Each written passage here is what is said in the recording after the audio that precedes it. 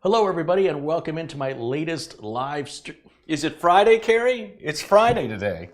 So Hi, Mitch. Hi, Carey. Let's do something today. I'm fine, thanks. How are you? Oh, if I was any happier, I couldn't stand myself. Let's do something today. Ride the motorcycle? No, I was thinking something very exciting. More exciting than riding a motorcycle? No, but building a computer is... While riding a motorcycle? While riding a motorcycle. We'll do that. We'll say that for another time. Can they see me behind this tiny little computer? Well, come over. No, this way, then they can't see the shirt. All right. All right. That's the intro out of the way. So let's roll the... No, it's not the intro. Let's roll the titles? No, is it the intro? Well, whatever it is, push that button. And let's roll. Roll it.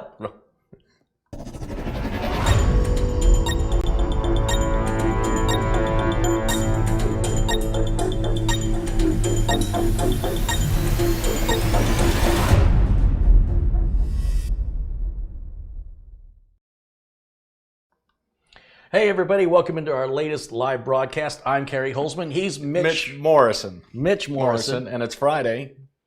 Glad everyone's joining us today. We'll keep going. We have a very exciting bill for you today. Wow, I could feel that excitement. Hold on, let me be the director. Hold on. Okay. Let me just another take. Yeah. I'm gonna help Mitch out with his acting career here. Okay. Yeah. All right, quiet on the set. Okay. Okay. Action. Okay, here's your motivation. Okay. You're really excited. You're building an amazing computer. Okay. It's a case from Be Quiet. Do you hear the name of the Hey, Okay.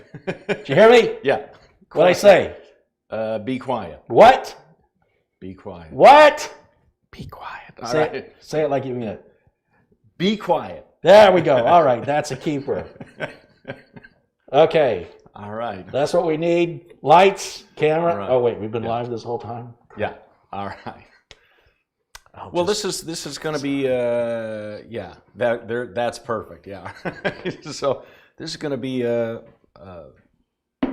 great build in this Be Quiet case. What model is this? This is called. I'm glad you asked.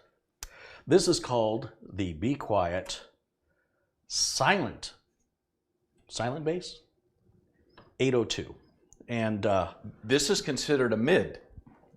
Yeah, believe it or not, Be Quiet calls this a mid-tower. It's a big mid-tower. Yeah, I'm gonna... But then again, they sell jumbo shrimp. Yeah. So that's a thing. And I'm a full-grown man. Not a jumbo shrimp. Man, all right. So, I could be a very small giant. So this is a mid-tower case. It's a big mid-tower case. Yeah. Now here's the thing. They sell a windowed version of this case. We don't have the Windows version of this case. Can you tell me why? Because we don't like glass, and we don't like RGB. And I can't think of it. Well, those are all valid concerns. Yeah. But you can imagine glass is not as insulated. Yeah. Right? Right. So if what we're going for here is purely be quiet. Be quiet, yeah. Then we want to use these non-windowed panels. But if you look at the link I put in the video notes below the video, you'll see underneath the product there are 4 little boxes, each with different prices for windowed and non-windowed in black and white. They have this in white. And there's a lot of customization that you can do to this case. You can flip the motherboard tray around. It comes with a, you see this box right here? I haven't even opened it. I think what's in here is this top up here is sealed. It's got a cover on it that comes off. It's got magnets there. So if you had like a radiator up there, you needed fans to pull air in or push air out. Otherwise, you cover that up. It seals up the noise. Yeah? Yep. And I think what's in here is an alternative to that. You think? I think. I've never opened this before. I don't know what I'm doing. Oh, there's a couple things. Okay. So let's say, for example, you have a giant radiator in there, like, I don't know, a Pure Loop 360 millimeter. This little cover isn't going to be enough to give our fans. You see there's 3 fans. This will be good for like 2 fans. So instead, this whole top can come off and we can No, I'm wrong. Hold on. This is for the this is for the front. So you see how the front is it's all solid, again, to be quiet? Well, that's a new front bezel that you can optionally replace it with. Huh? Huh? Huh? Huh? Huh? I don't know. I fall asleep every time you speak. What? Oh, yeah, no, that's great. That's great. So, how many, does it come with fans, oh, Uncle Carey, in the front? I don't know. I mean, because you can't see them now. We'll see it when we open it up. Well, golly, Mitch. Okay. If this has fans on it, you can't see it, can you, Mitch? Yes, I can. Okay. How many fans it got? 3. Okay. Then couldn't we maybe put that vertically right here using this, and then those would be the fans? Ah. But does it have any fans?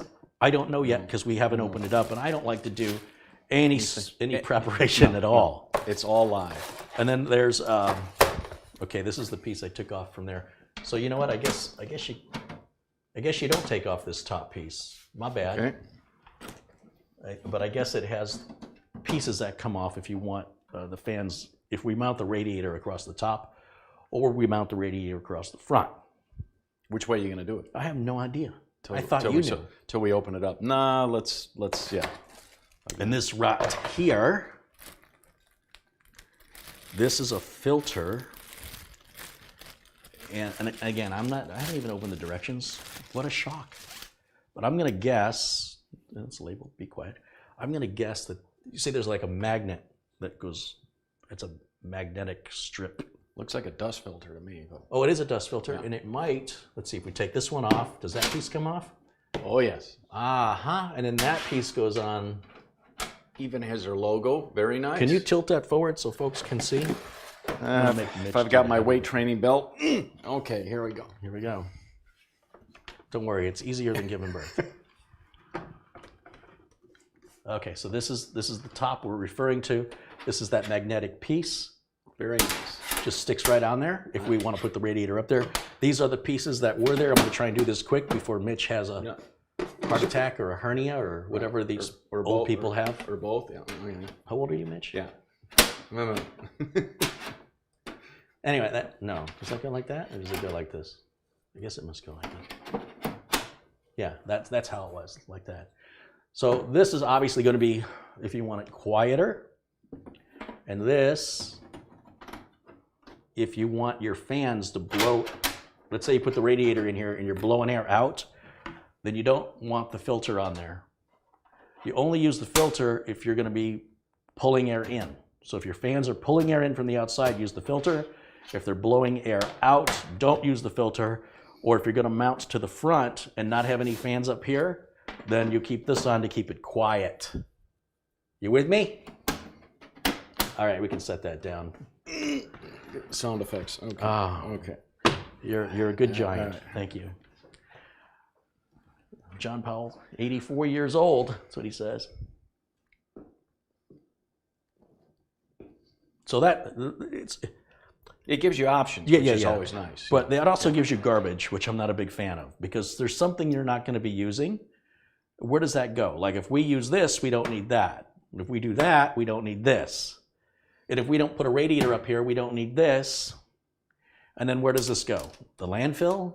So you're going to be buying some stuff you're not using. But good to have. I mean, personally, I'd like to see this more a la carte when you order it. I realize that's probably going to result in people making mistakes. And maybe it's cheaper to just have you buy it now than order it later and have it, separate packaging.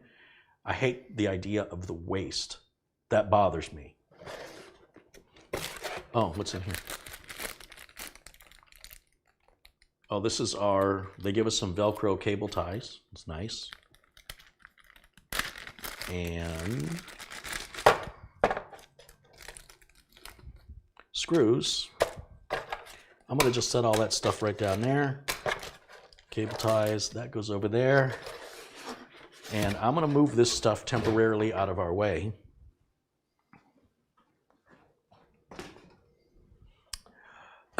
A shout out and a thank you to the folks at Be Quiet for continuing to endure me. email over at Be Quiet. It's super guy. Really, really appreciate him. And you know, the folks at Be Quiet, they sent me a little Christmas package this year. If you open that drawer, there's a pocket knife in there with like a wooden handle on it. With a wooden handle. Yeah. The drawer's not that big. It shouldn't be taking them this way. Oh, I think he found it. Yeah, look at that. Show them up close. So, you know, of all the things Be Quiet makes, I don't expect to get a pocket knife. But look at how nice this is. I mean, this is so cool. I mean, if Be Quiet made this knife, I would totally buy it. But they don't make knives, so go figure. Says four-fingered Carey. All right. I used to be six-fingered Carey. Okay. So. Very sharp. This is why you shouldn't operate on yourself. Yeah. A great knife. And it was unexpected. And then they sent this Christmas sweater, which was too big for me. And let me show you. But it fit Uncle Mitch. Here, you're blocking the guns. All right. Here. You're blocking the guns. Hold on. Where's... There he is. But the sweater. Look at the swagger. Nice. Look at the little Be Quiet cooling fans. You're the hit of any Christmas party sporting that bad boy. Hey, I guarantee nobody else is going to be wearing that. Thank you, Uncle Carey. That was don't very nice. Don't thank me. Thank email. Yeah. Email over at Be Quiet. Very nice. They now know I'm a size medium. So yeah. So for this Christmas, we'll get a very, very tiny sweater. Marty got his Christmas card. You got your Christmas card. Yeah. Everybody got their Christmas cards? Okay. Am I on silent so we don't get interrupted? Do not disturb is good thing I checked that. And are we getting lag, folks? Can you both hear us? Is the sound good? We didn't have much prep time, so we're hoping everything's good and your Friday's going well. And I'm looking forward to this build because I'm all about kind of air cooling, and I don't really use all-in-ones or, like Carey said in last night's stream, you know, bending pipe, whether it's plastic, glass, or whatever, liquid in a computer. It's just not for me. I like fans, easy to replace. Would you say that you're a fan of fans? I'm a big fan of fans, and you're just a little wet about liquid cooling? But yeah, all wet about liquid cooling. But an all-in-one here, I'm anxious to see this installed and styrofoam. And have you check the numbers? So, styrofoam sticking to me. I thought I threw it in the trash, and I looked on my hand. It was still on my hand. So what should we do first? I think we need to say hello to some folks in the chat room. Let's see. Hello, Diane and Richard Irvine and Cork Dog and Vladimir and Richard Irvine. I said Matt Power, Yeetus Maximus, Craig Lilly, Zero Core, John Powell, Jim G, Malvin, and there's Ron Hillier there in the chat room. We all know Ron, don't we? Mitch is soft-spoken. Is my level? I'm sure my level. I'm always on the level. Jesse Kirk, look at this. Jesse Kirk contributed to $20. He says, "Happy Friday to my two favorite uncles, Uncle Carey and Uncle Mitch. Glad to be a part of this amazing community. This is going to be a great build." It is. Thank you. Yeah. Well, we're glad to have you here, Jesse. Yeah. I should have a picture with me and Ron. If I look through 8 million photos, I'm sure it's in here. I just saw Ron on my trip home from Michigan, and we have to get a picture together because I only see him like once every 10 years. I almost didn't see him. Kind of running late. There we go. This is Ron. Oh yeah. Oh. Yeah. So I'm glad I got to share that with you folks. I kid. I'm gonna bring the camera up to the camera. I never thought I'd be saying that. Yeah. I got to bring the camera up to the camera so I can show you the the picture on the camera, So I'm the one on the right. Yeah. I have known Ron. How long have I known you, Mitch? 4 years, something like that. Yeah, it's been about 4. If you multiply that times like 7 or 8. Yeah, in dog years, yeah. Excuse me. Yeah.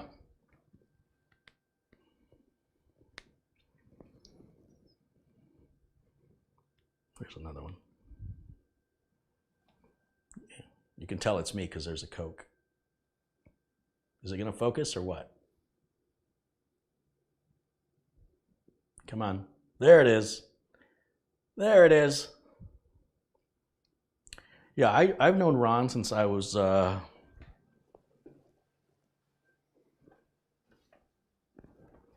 16?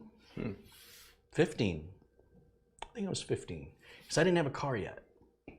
As soon as I got a car, I never rode my bike ever again. And it's great to have friends that are like family at that point, you know. People that know you that long, you can't fool those people. You know what I mean? Yeah. You could say, hey, I'm going to be a completely different person. I'm going to change. You're like, no, you're not.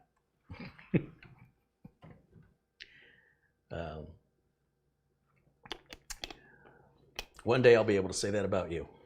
One day, yeah. When you're like 90. Yeah. I've known Mitch since before I can remember.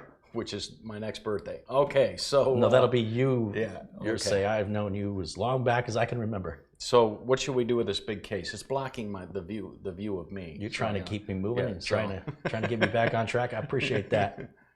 Can I set this aside, or do you want to show them the guts? Nah, later, after the motherboard. I do see there's a fan in the back, so we definitely have one fan in there. Yeah, let's... Which is getting the flashlight out, folks. Do me a favor, see if you can spin this around so people can see the other side, but without knocking anything over. Here, hold and it. Go. There are fans. The world's most expensive there's game two, of Jenga. See, I think there's two. Would you say those are 120s or 140s? 140. 140s. Yeah. Two 140s. Okay. Okay. So, well, Mitch is going to figure out. Without bashing my fingers. Okay. I'll show you what's in the back of the case.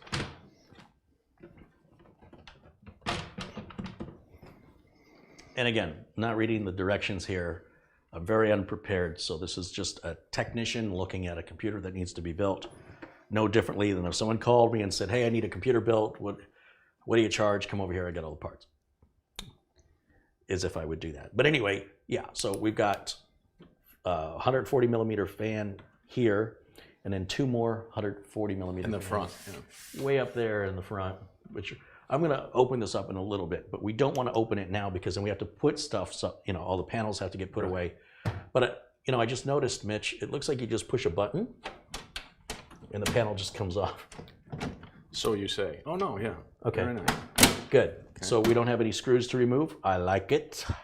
You'll see you have the normal PCI slot covers here, but you'll notice there are 2 that are vertical. And this is for the option of, let's say we had a case window. We don't, but let's just say we did. Go on, say it. Let's just say we did. No, let's say we had a case window, and it would be on this panel.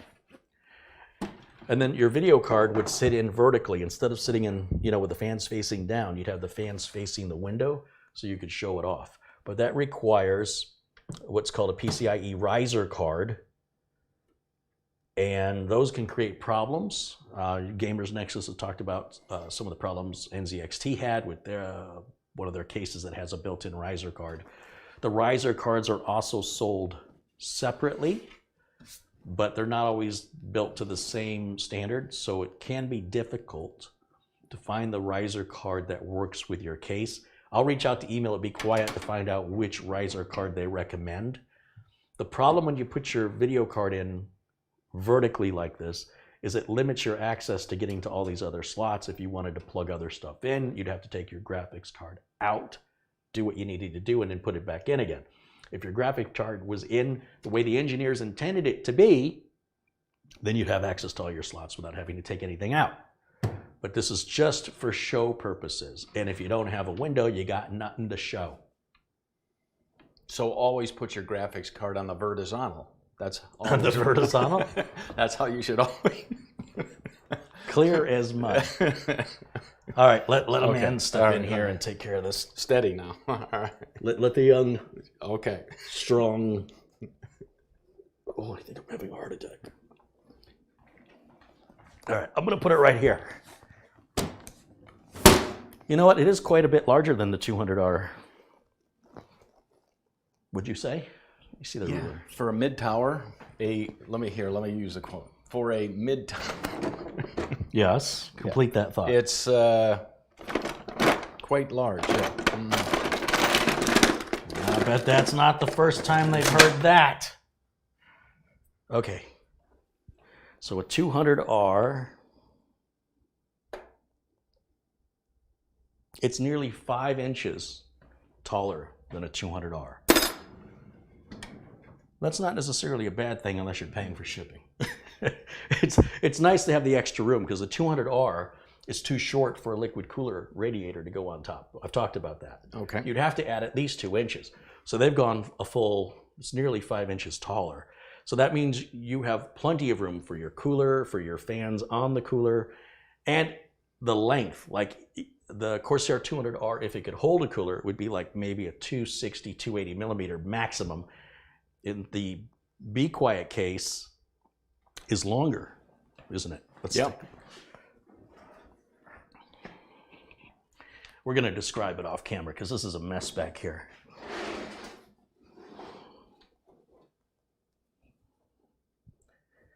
That's at least 2 to 3 inches longer. Yep.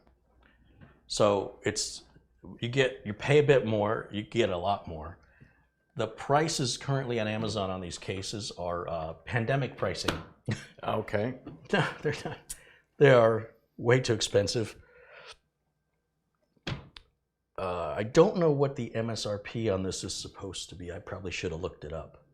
Probably. Here, let me do that now. Let me see. Oh, okay. Let me trade places. You want me with to show them the parts we're going to be using? No. Okay. That's why they're hidden behind Pure, what do I call it? Silent base. 800. 802 MSRP. Should be 160 bucks. In fact, I think Newegg, I have links to the Amazon channel, to the Amazon. Okay. I'm an Amazon affiliate, and if you buy anything from Amazon using my links, I make a small commission. I don't make any money if I point you to Newegg.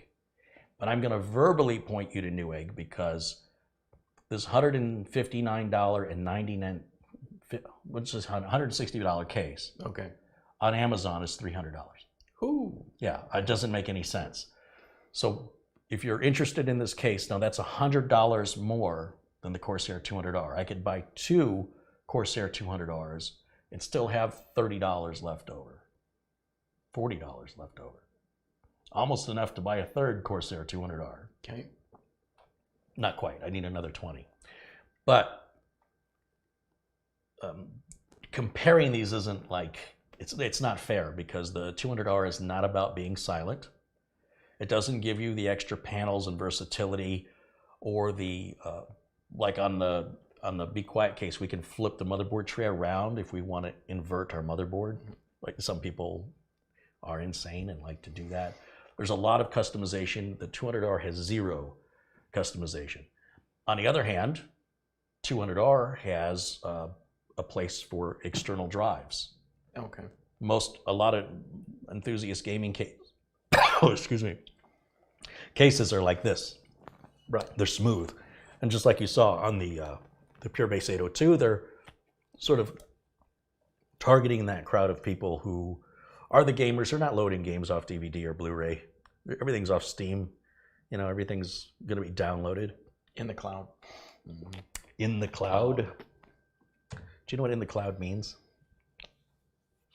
It means in someone else's computer online. So this is a 360, right? You've got give me the 3 sizes of all-in-ones again. You have let's talk about this. I'm trying to pull up the YouTube channel here so I can see the chat. Okay, so what are when we looked at the fans, you asked me what size the fans were. 120 or 140s. Okay. These radiators require fans to blow air through them. Okay. And those fans could be what size? 120 or 140. That's correct. If you have two 120s, what's the length of the radiator? 240. Correct. And if you have two 140s?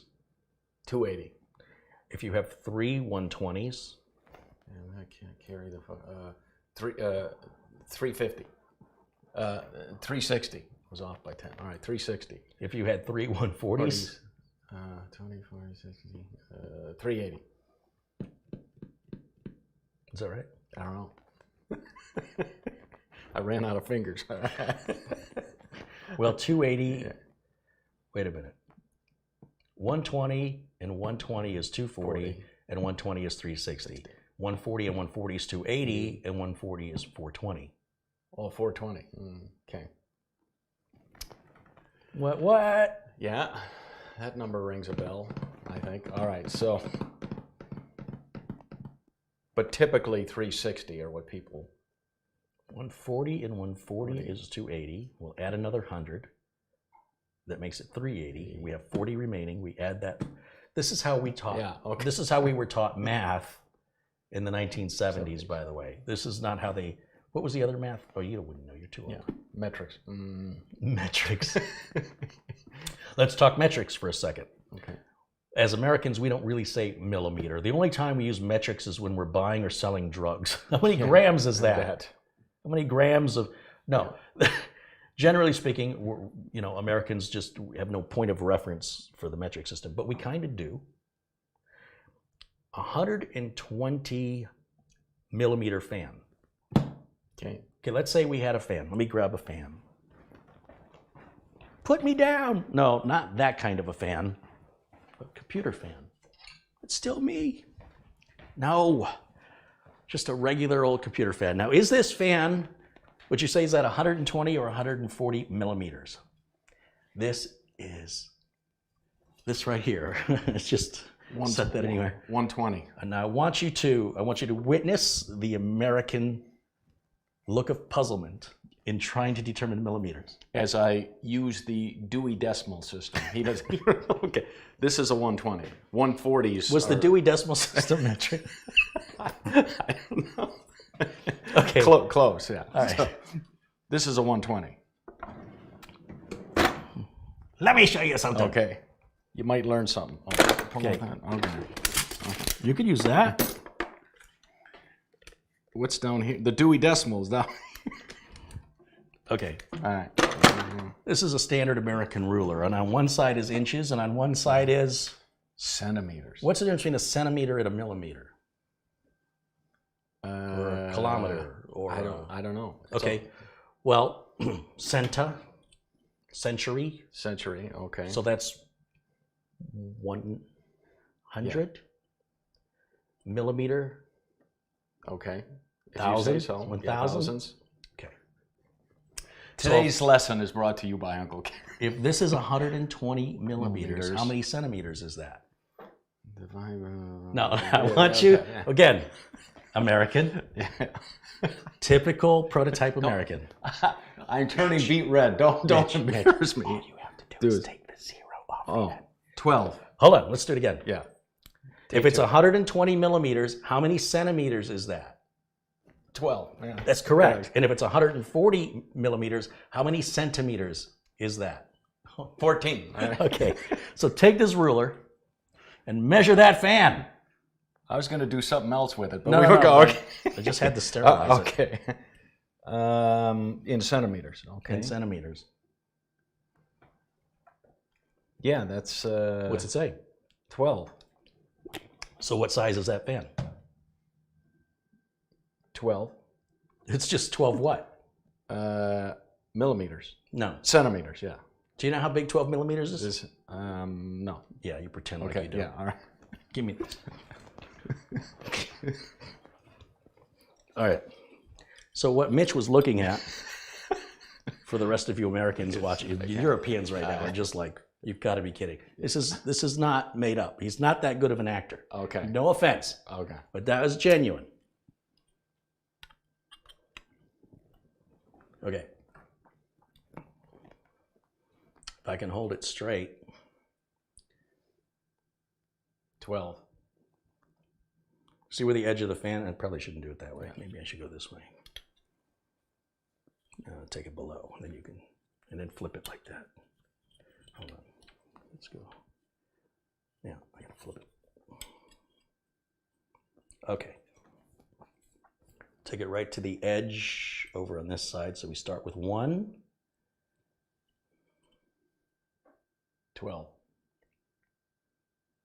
So this is a 12 centimeter, also known as 120 millimeters. Here we go. Here we go, ladies and gentlemen. Where's my gold star?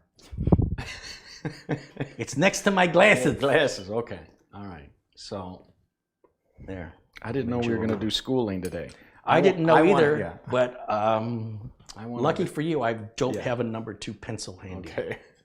All right, I'm just putting my fan away because of my OCD. Yeah, that wouldn't be me. All right. So, no fan. All right. All right.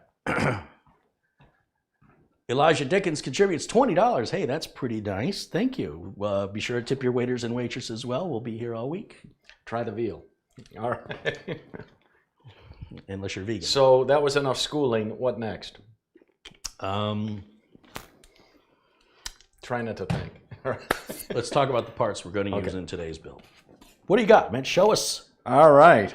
For a CPU, we're doing... Ooh. Wasn't this on the thumbnail? It wasn't. Are you going to direct? Do I 3D or come closer? What is this? This is a AMD Ryzen 9 3950X. Do you know what the price of that is right now? Outrageous. On Amazon, that's $750 today. I think I paid $500. 4.7 gigahertz max boost. You can tell I went to school. 3.5 gigahertz base. Ooh. Very nice. Okay, that's our CPU. There it is right there in all its glory. Does anybody have any questions about the CPU? That. There's no fan included in that box. You notice how thin that box is? And it does say on the back, discrete graphics card required. Ah, good point. It is an AMD CPU, most of which will require a GPU. Most Intel chips have a built-in GPU. Not great for gaming, but it'll get you posted and get Windows installed and get some work done until you can afford a GPU. So we will need a GPU with, oh, is that not a camera shot? I'm gonna have and then, okay. Let me just rotate that a little. Okay. And then for our storage or storage, as we say in America, we are using, I can't read the back, very small print. It's a Corsair MP600 NVMe PCIe Generation 4 M.2 SSD and 1 terabyte capacity. Very nice. It's got a big old heat sink on it, so you know that's quality. That's how we judge quality now. We already know we're doing this. That is the Pure Loop 300. Should I try again? Yeah. The Pure Loop from Be Quiet. It's 360 millimeters of quiet madness. The liquid radiator has 3 120 millimeter axial cooling fans, and they move the pump away from the water block and put it in the lines, which is really strange, and I don't know if I like that or not. Now this is, you see that little silver band on the side? It says essential. I think what that means is baby's first radiator. Like, I think what they're saying is this is not a high-end enthusiast radiator. This is a very affordable radiator that's easy to install, that anybody should be easily able to accomplish without any assistance at all. It's like the bare necessities without going over the top with RGB and all the crazy stuff some of these and you know, who, I don't know, maybe Be Quiet offers some like that, but this ain't it. This is for practical people. You know what this should say right here? Practical. For practical people. For practical purposes. Ah, okay. For practical people with practical purposes. On a Friday. Okay. Just ask Joe Piscopo. All right. Motherboard. It's the MSI MPG X570 Gaming Edge Wi-Fi. It's an AMD socket AM4 featuring PCIe Gen 4 ready with AMD Stormy technology. The AMD Ryzen 2000 series and 3000 series are required in this board, one or the other. Lightning Gen 4 up in the top right corner means it's referring to PCIe Generation 4. That's pretty much only going to be benefiting you on your solid state drive, and only if your solid state drive is also Generation 4. You can literally shave milliseconds off your day, going from 3,500 megabytes per second on Generation 3 to upwards of 7,000 megabytes per second on Generation 4. This can result in a net savings of your load time by 0.02 milliseconds. And you'd have to have a lot of disk I/O to justify the difference between. Once you reach a certain point, like anything above that doesn't really pay off very noticeably. So Generation 4 is overkill, way overkill, which is why we're going to use it. And last, but certainly not least, you're going to have to show them this in the case. Open it up, Uncle Mitch. What's in there? Ooh. Did you buy a necklace? A bracelet? Oh, he's got RAM.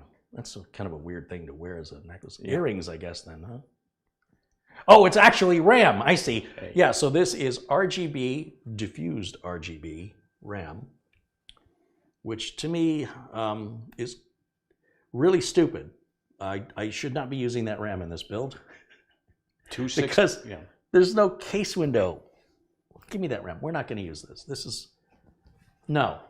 Let me tell you what happened. I'm seeing the parts for like 3 weeks staring at me. And I see I got a 3950X and I got a PCIe Gen 4. I got this beautiful motherboard. I got this beautiful case. And I think, why did I go cheap on the RAM? So when I went back to Studio A, I picked up some of my favorite RAM right here. G.Skill. Yep. And as Mitch is showing it off, even as Mitch and I discussed it earlier, it didn't occur to me until just now when he was showing it, we've got no window on this case. So let's use some... So who's this for? Your next RGB build. All right. So this is why you don't go live. This is why people don't go live. Do you have other RAM? Well, I have the RAM I originally brought for it, and I didn't understand why I did that. Oh. And it's right here. It's the RAM I used yesterday when the new build didn't fire up, and I changed the RAM out, and I mentioned I don't normally have spare RAM here, but I did. Well, this is it. This is the... Now, this RAM also worked on a prior AMD system, my old streamer. So it should be compatible. If it's not compatible, I'll fall back to the G.Skill, because I know the G.Skill is compatible with the AMD stuff. So this is going to still be 16 gigs a piece. This is Team T-Force memory. And the specifications, and I will change the video notes. My apologies for being confused. What's our clock speed? As soon as it focuses, we'll see. 3,200. Yeah. 32 gigs of RAM, very nice. Yeah, same as the other. The G.Skill, I think, was 3,400. I can't remember. Anyway. See, I told you it would be a good idea to script in the mistakes. Then they'll think it's actually live. And non-professional. Okay. So I prefer the word authentically amateur. Sure. All right. But from a professional. professional computer guy, amateur YouTuber. We'll give another shout out because we have another. Hey, there's Peter contribution. Laycock There's in Peter. the. He's up late. Let me see. Excuse me. He's always so generous, and he's always seemingly in a good mood. When I grow up, I want to be like that. Peter contributes 50 pounds. He says, "Good evening, Carey and Mitch, and everybody in the chat from I'm going to say this. Aldrich, Scotland. I don't know how to do that. Aldrich, Scotland. Okay. Scotland. Can't do it. Ah. I just know how to say crap. Is it a bunch of crap? I don't know. Yeah. Peter's probably like, don't do that, Carey. That's just. And I see Thomas. Nay, we Scottish don't sound like that. It's crap. You watch too much Shrek. And I see Thomas is in the chat, whose computer you worked on last night. Yep. Oh, okay. I don't see him in there. Yeah, he's in there. Nick Poverman contributes $20. Hey, thank you, Nick. Ron says, use Flare X. So yeah, let me just go to my Flare X drawer. I'm using Flare X and Thready's Revenge, because that one, yeah, it's really important. But this RAM did work fine in the AMD 3900X. Thomas Backetstow contributes $20. He says, hello, men, from Bellefonte, Pennsylvania. It's Bellefonte. Yeah. From Pennsylvania. Yeah, I get that part right. Home of cream cheese. That's somewhere in the West, right? Well, I mean, if you're in the Atlantic Ocean. Ocean, okay. That was a geography joke. Joke. Man, we've covered math, geography. We're going to hit history and PE. I think PE. You're going to climb a rope later. Social studies. Okay. Well, I hope everyone's having a good Friday. You're not going to pass English. Yeah, you can see we are, and that's all I got to say on that. Oh, were you done? Yeah. Okay. Rick Lakes contributes $15. He says, hello, Carey and Mitch. Thank Hey, you, Rick.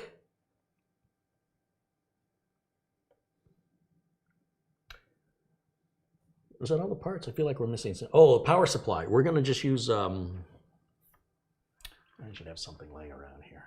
Literally laying around here. Yeah, It's on the floor. Don't trip on it. It's on the floor. Yeah. We've got the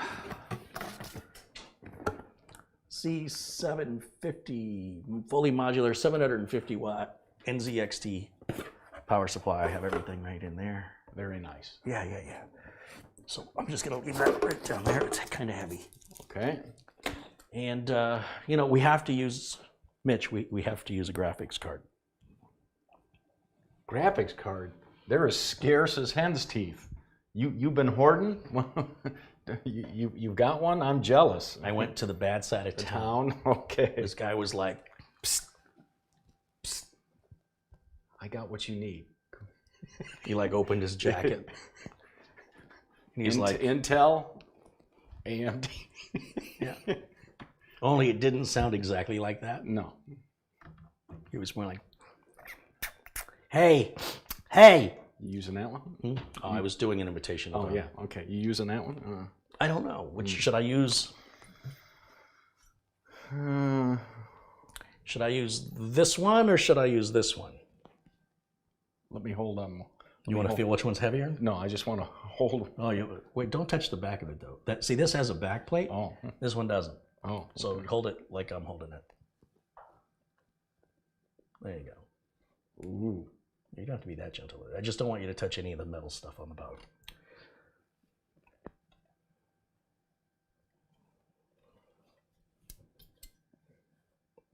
So which one? Do we do the one on the right or the one on the left? Hint. Here. Hint. The one with the 3 fans. Yes. Does this have? No, this only has 2. Yeah, all right. It's 5 hen's teeth per 1 NVIDIA card, says Brian in the chat. Okay. All right. So that's a 370, and this is a. Use them both configured in SLI. Yeah. Yeah, there's no SLI on 30 series graphic. Wait a minute. One of these is a 20 series, and one of these is a 30 series. They both have two 4-pin power connectors in the upper left part of the board. This one has 3 fans. That has 2 fans. They're both about the same length. One is a GeForce 2080. Couldn't possibly be the one I just without the back plate. And then what doodads do you have on the outputs? I have. I'm glad you asked. I have 3 DisplayPort and 1 HDMI. What do you have? You have 2 HDMI, a display. Oh, 3. You have 3 display ports and 1 HDMI, in addition to what appears to be a micro HDMI out, if I had to guess. It's hard to tell what that is. It also kind of looks like a USB 3. On the graphics? And that's the old one, right? That's the 2080. This is a 3070. You can turn them this way and and everybody can see what they are. Are you holding it upside down? No. Sure? Yeah, no. Yeah, I was just teasing you. So, you know, they're saying do the 3070 and have it all. All right, we'll build it with the 3070, and then when we're off camera, we'll put the 2080. Because I was thinking, do the 2080. But I just keep using the same 3070, and I'll make like 10 videos with it. How did you get so many 3070s? Shh, I have a guy. Okay, yeah.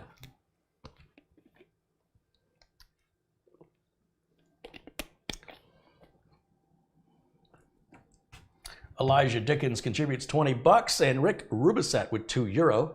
He says, hello, everyone. Just a small contribution for Coca-Cola. Justin Habus contribute $5. He says he loves the Toto shirt, Mitch, my favorite band of all time.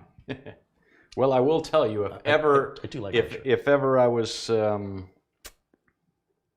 to get a tattoo, and probably not. Insider information. Or where would you get it? This is the design.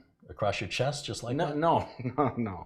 Either, I don't know, either here, not a huge one, but just a little guy here or here, but it would be this that looks like a face.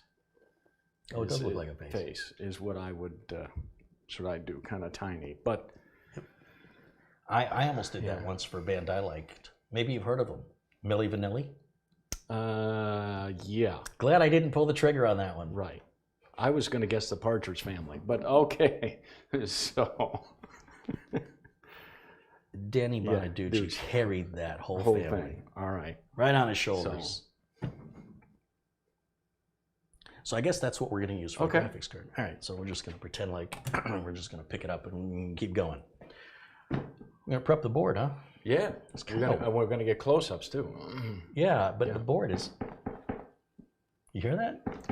Maybe like... This is brand new. I've never taken out of the box. Look, the tape is still sealed on that. Sounds like a screw loose. All right. That's all right. Did you let that girl out of the basement? No. All right. A knife. I'm going to just stand clear. Okay.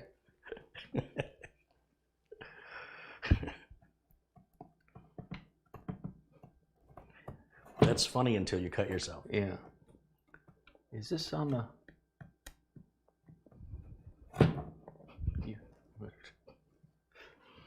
So you know this is a tab, right? And then that's a thumb. So you'd have to go in and then go into the thumb area here, right? And you're just gonna go like that, and then it should. I was going to do that. All right. You see this opening here? See this? Yeah. We can go right up there to the tab. Okay. But don't cut across. Well, you could. It's just a box. But I'm going to reuse this box. So. Cut away. They did teach me that. Yeah. Did I mention when I was at the store? You.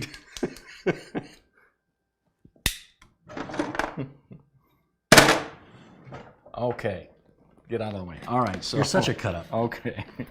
No, this is upside down. Flip it the other way, or it's all going to spill out onto the floor. And before you open it, let me grab the other camera so I can, climb on in there. Open it this way. Yeah. Yeah, there you go. And then let's see. Let's go camera 2, and I got that thing that got my. Check this out. wireless camera too, fully wireless. It broadcasts the HDMI magically to the streamer. You hope. I mean, it. With any luck. Yeah, no. Hocus pocus, bow-legged locust. No, it's gonna be fine. All right. Think positive, man. Positive energy out. So, in theory, this shoe is really uncomfortable. On the bottom of the camera, there's a little tripod shoe. I'm gonna take that out. I'll just set it right there. It's an 8.5. Okay. It's an 8.5. It is an 8.5. 8.5 shoe. Okay. Okay, so now, as you can see, oh, we gotta mute the TV. It's Turn that down. let me. Come on, TV. Echo. Okay, sorry. There you go. Okay. As I was saying, now I can film right up here as Mitch opens the box to show us the contents.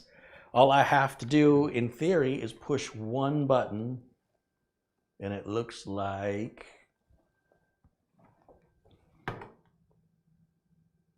that.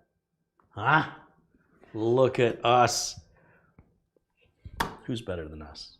Are you ready? Okay.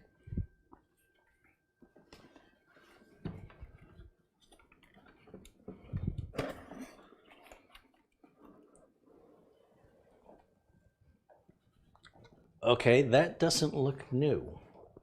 First of all, that doesn't look like an anti-static bag. Did I buy something used? Well, the dog hair is probably mine. Why is it in a plastic bag? What the hell? That's heck. All right. Okay, that's a bag that goes around a case. What else is in the box? I don't even think it cares. Man, what did I do?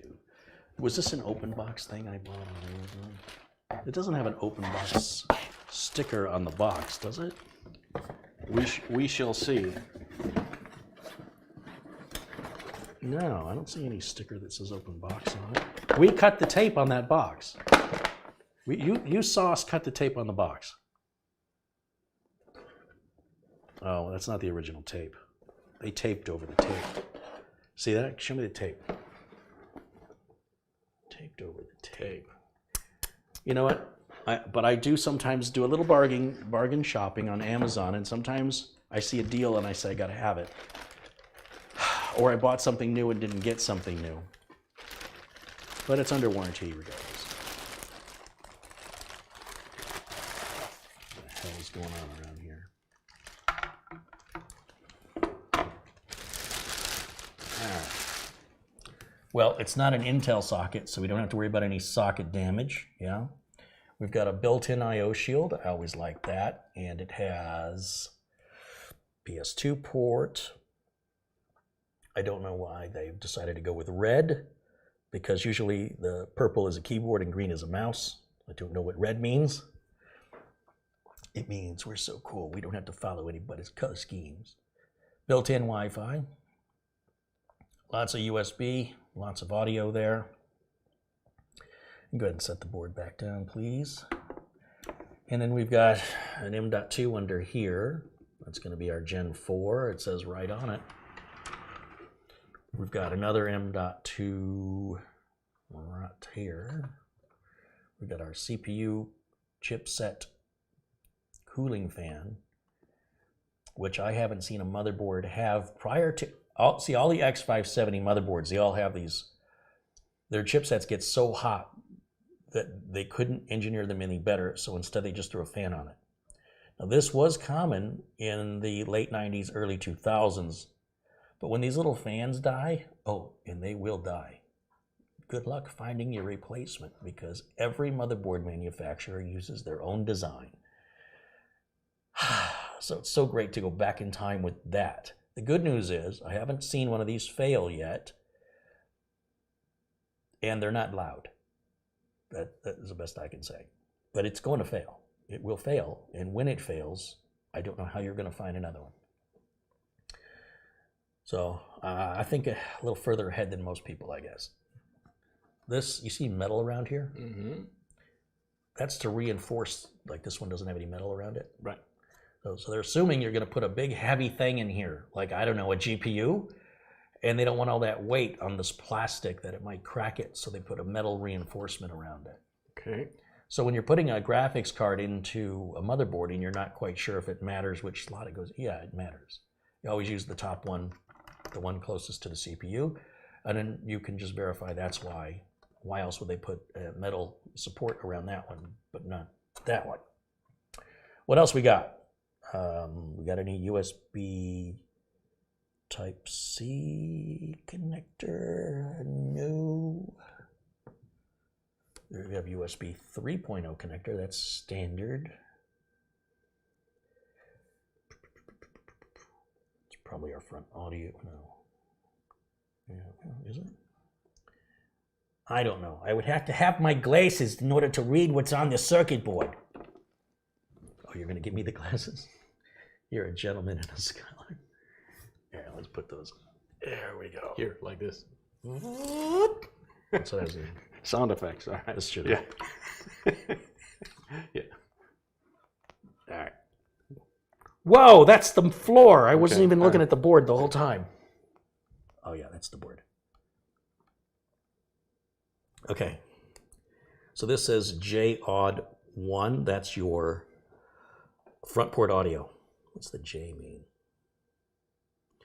Next is an RGB header, which we're not going to use in a case with no windows. Is it okay to throw stones if you're in a case with no windows? I don't know. This is, I don't know. This is a fan header, a fan header, a fan header, a fan header. And this is a made in China connector. Okay. It's important you always have your made in China connectors so you can plug in your Chinas. Then we've got USB 2, USB 2, USB 3.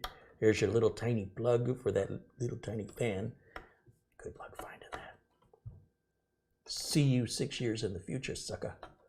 And then this is your power switch, reset switch, etc., etc. J Rainbow. Okay.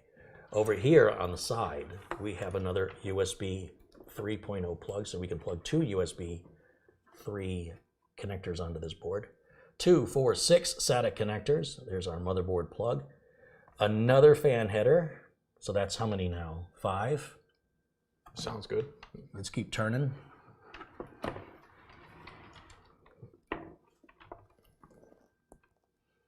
Oh, it needs a 4-pin and an 8-pin EPS power connector, which is typical on high-end boards.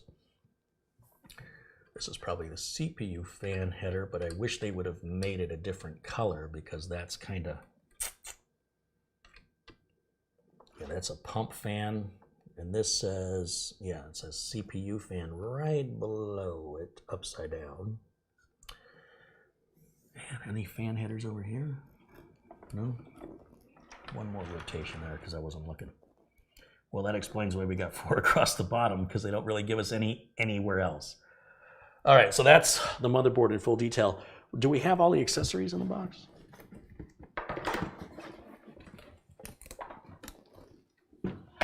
Okay, well, the SATA cables haven't been opened. The antennas are not in any kind of a package, so this is obviously an open box product. The M.2 screw was never used. There should be, oh yeah, there they are. Your angle's off. Oh, I'm sorry. There's, thank you. Yeah, so we got SATA cables here and RGB thing. I think it's ARGB or something. And I don't know if there's anything else in here. Well, I guess it's all there. The question I have is, why was the board returned? I got to put this camera down. So Okay. bear with me for a second. I'll take it. Wait. Okay. It gets a little heavy.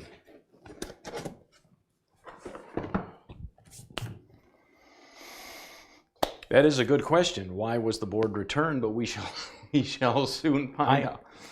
I tend to think most people who return computer stuff they bought had no idea what they were buying, and that there was nothing wrong with what they bought.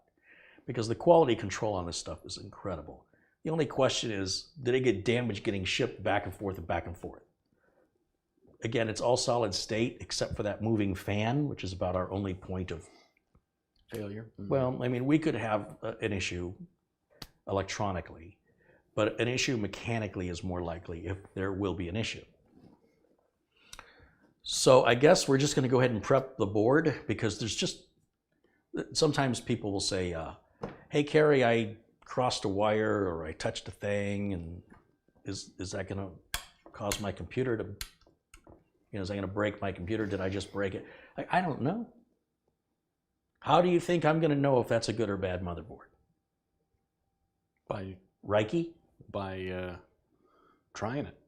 That's Yeah, why you always build outside the case. I recommend is Well, I talked at length about this yesterday about not powering on outside of the case.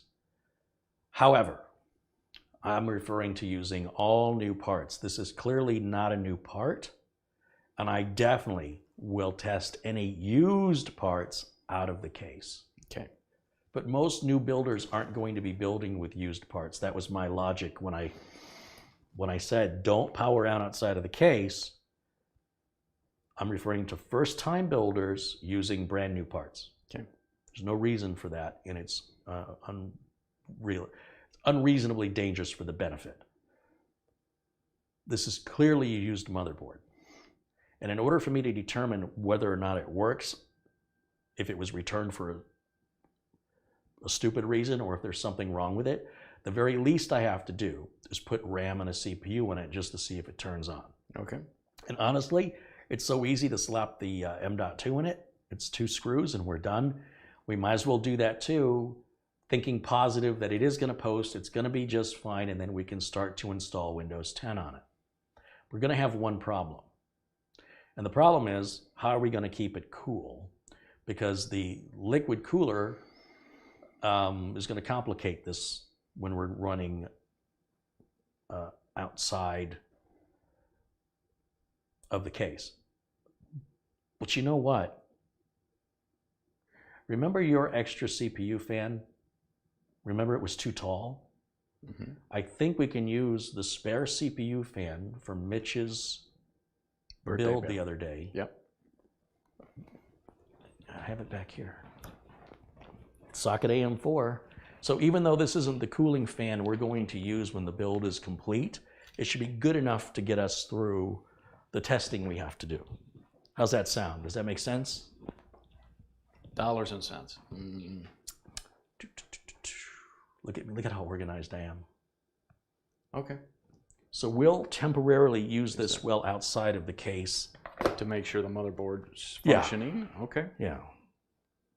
Make sense? You with me?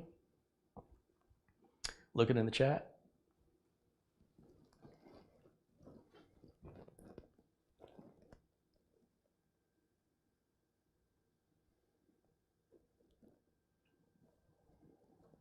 Chat's kind of quiet. So M.2 first. You want to do M.2 first? Sure. I'll grab the small camera and you can do it. You're gonna have to cut that tape. More cutting. All right.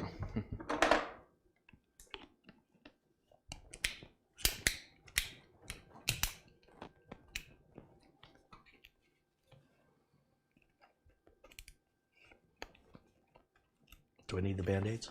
Yeah.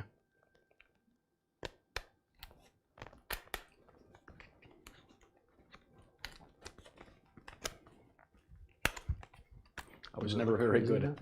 I was never very good at Christmas. Okay. You mean the gift-giving part? Yeah.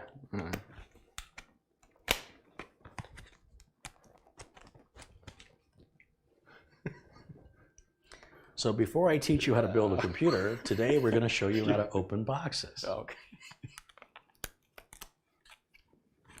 Do you have the rounded scissors?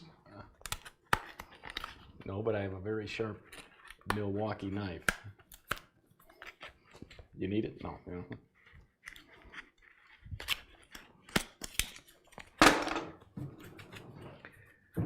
Frankie B contributes $50. He says, hello, Carey and Mitch. Happy Friday. Hey, happy Friday, Frankie. Thank you, my friend. Very generous, Frankie. Boy, they really packed that in there. Yeah. All right, so we're going to unbox the 4 Series MP600 Corsair NVMe PCIe Gen 4x4 NVMe SSD M.2. Was that English? Yeah. This is the instruction manual, which we don't need. And then right here is how they package the drive. And you just see these little cutouts, that's where your fingers go. You just pull it straight out of there. Make sure you throw the right thing away. Now, you notice that this M.2 already has a heatsink. Yeah. So if we were to put this M.2 on this part of the board, we would not be able to put the board's heatsink back on. Or we can unclip. You see there's little clips on the edges? We can unclip this heatsink, which by the way is 3 times thicker than the one on the motherboard, and finned, Okay. in order to attain a certain aesthetic. He's using big words. Okay. Yeah. A certain look. Okay. We want it to Okay. be pleasant to the eye. And this case has no window. I want you to think about the freedom that gives me with regards to not buying RGB RAM, which costs extra, not worrying about, I don't know, what the heatsink on the M.2, you know, they sell RGB heatsinks now. I mean, so that's, if you don't have the case window, it's not even a temptation. You could just say you have it and just have people trust you because they can't see inside. So think of the money you save and you can still tell everybody the same thing.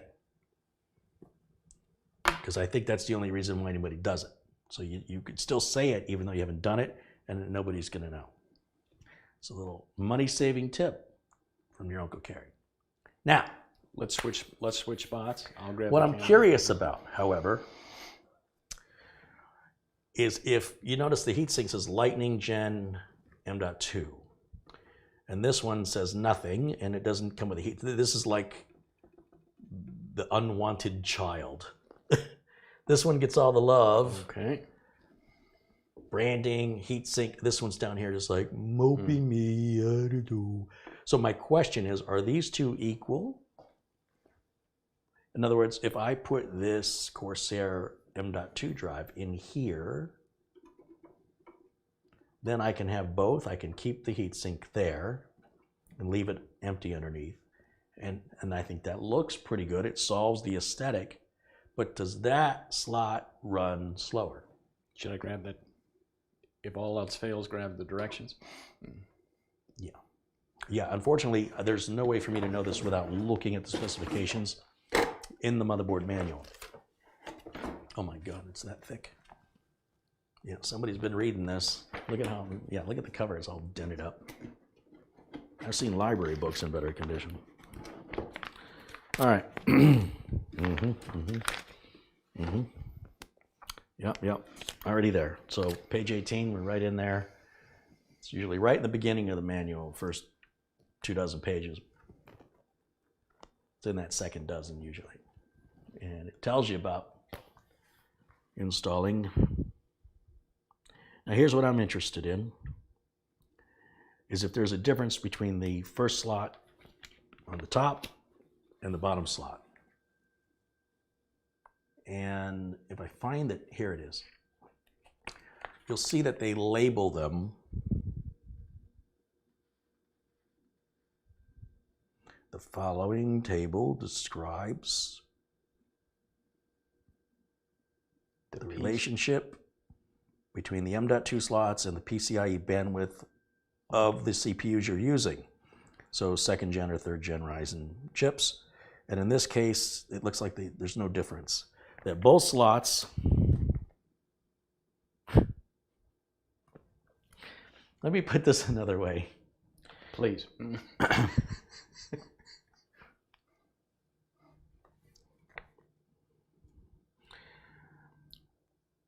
you see the what they're saying, and I'm going to just translate the manual to English. Okay, so what they're saying in the manual is that these M.2 slots will perform differently based on which AMD Ryzen CPU you have. Okay. And then it goes on to explain no difference at all.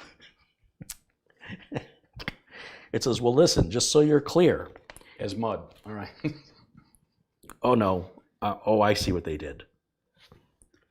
If you're using anything but, and again, I'm going to rephrase the manual. There is a slight difference. If you're using anything but a third generation Ryzen chip, it's going to be third generation. It's going to start with the number 3. Okay. So don't we do it? Yeah. Then this drive right here will operate at those PCIe Generation 4 speeds. If it's an older generation of chip, AMD chip, then the CPU itself can't handle that much traffic, and it will reduce this down to Generation 3 speeds, which is what everybody has right now. If you've got one of these, you're probably Gen 3. AMD's X570 is one of the first boards that came out for consumers that supported Gen 4. In fact, Corsair's MP600 drive here is one of the first affordable drives, first drives available at the Gen 4 speeds. But we're not at maxing out the Gen 4 speeds yet. We're still seeing maybe, remember I said it, at Gen 3 we go to 3,500. Gen 4 we should be able to double that to 7,000.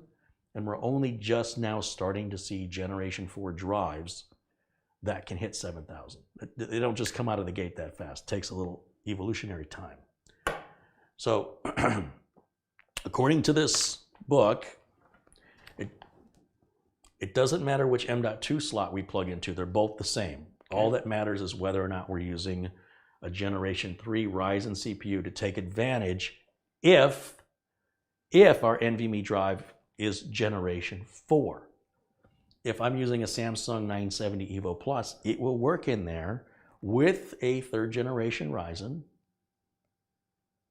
and it'll work at Gen 3 speeds because it's only a Gen 3 device. It's sort of like USB, right? If you plug a USB 3 device into a USB 2.0 slot, it works. It just doesn't go as fast. Or the vice versa. If you take a USB flash drive that's 2.0 and plug it into a USB 3 slot, it's only going to go as fast as the slowest. It's sort of like being on the freeway. Yep. You can't go any faster than the guy in front of you. And if the guy in front of you is going slow, you're going to be a while. All right. Thank you.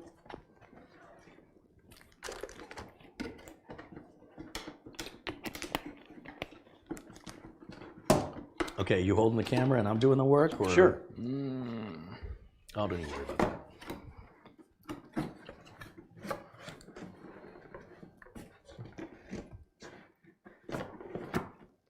Oh, you gotta step around.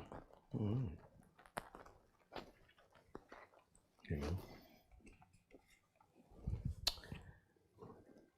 All right, you ready? I think he's ready. Okay. You got good steady hands there, Mitch. For an old man. We don't need the steady cam. We can put that away. Yeah. So to start, there's supposed to be a screw right there. That's the screw that's in the bag in the motherboard box. Remember I said that was the M.2 screw? And the back in the box. Here it is. This little teeny tiny screw, and you see it?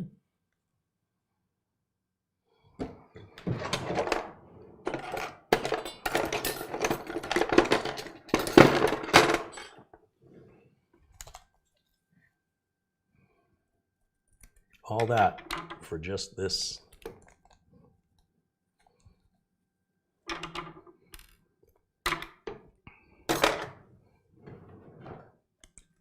I mentioned yesterday how I liked how Gigabyte left the screws in the board, so they didn't do that nonsense. Okay. This is our Corsair Generation 4 1 terabyte NVMe. Ooh, it's nice, it just kind of falls with the weight of the heatsink on it. And the reason I'm placing it there is so that we don't have to remove the, you see, if I take this screw out, ooh, this would be worse than I thought. This whole piece comes off. And if I did that, then that would interfere with this ability to cool on the heatsink, because this is also dissipating heat off from what's from underneath it.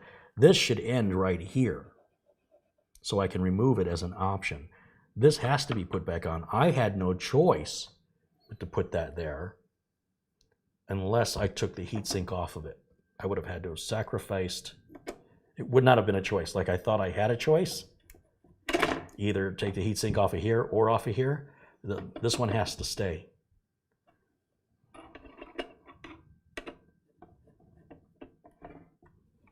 That's simple, easy peasy. Mm-hmm.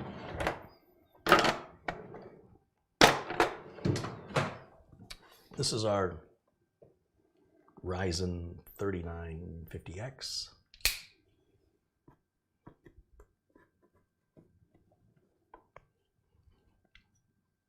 Come on. My flipper's flapping.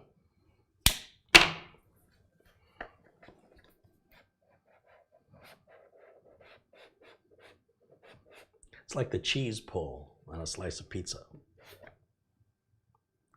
That is a big box. There must be something big in here. Let's see. Okay, so there's this little thing, and then what else? Oh, must be a big book of documentation to go that deep. No, it's just a little book. Well, then there must be just more books.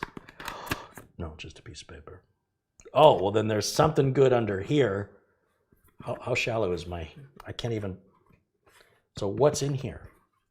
Shake it. Don't break it. Do you have a wide enough camera angle?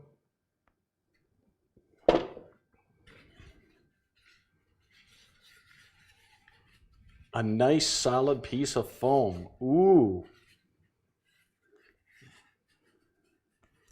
I think I got ripped off. Well. So let's, if you ever want a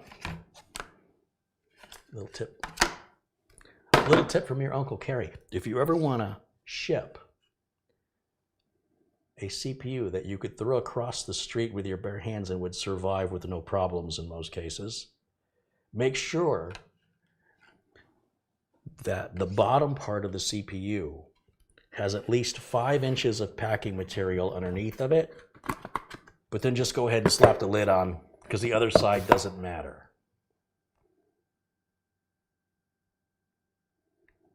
And now you know how to pack and ship things.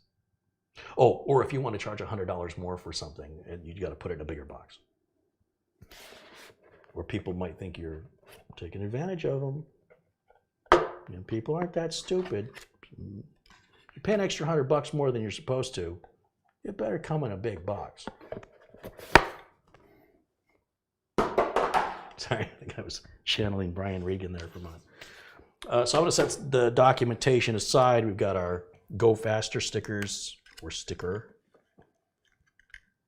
They usually give you 2 stickers. If you have a built-in GPU, you'll get like a Vega sticker and a Radeon sticker. And if you put these on your computer, it'll go 10% faster. That is not true. This is what it's all about. This is the purpose for the big box's existence is simply to take this to your hands. And to install an AMD CPU, just find that little corner under there, get a thumb under it.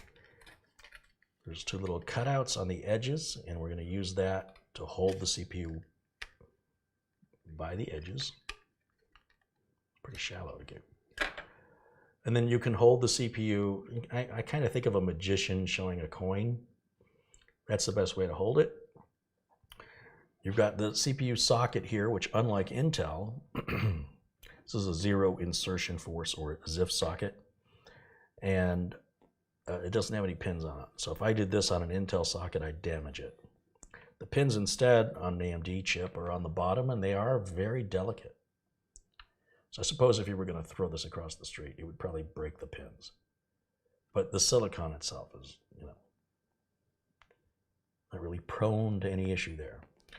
Now, typically, when I'm putting these CPUs in, I often look at the writing on the chip and the direction of the retention lever. Because usually, I'm going to take a guess. I'm not even going to point out the little triangle thingy or any of that other. Usually, that little pull down is on the right side of the writing. And here's how I can tell.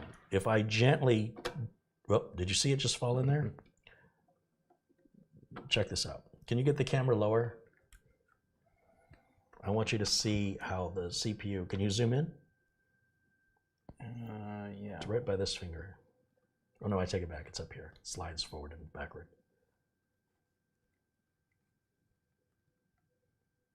Okay, and where I want you to look, where's my pointer?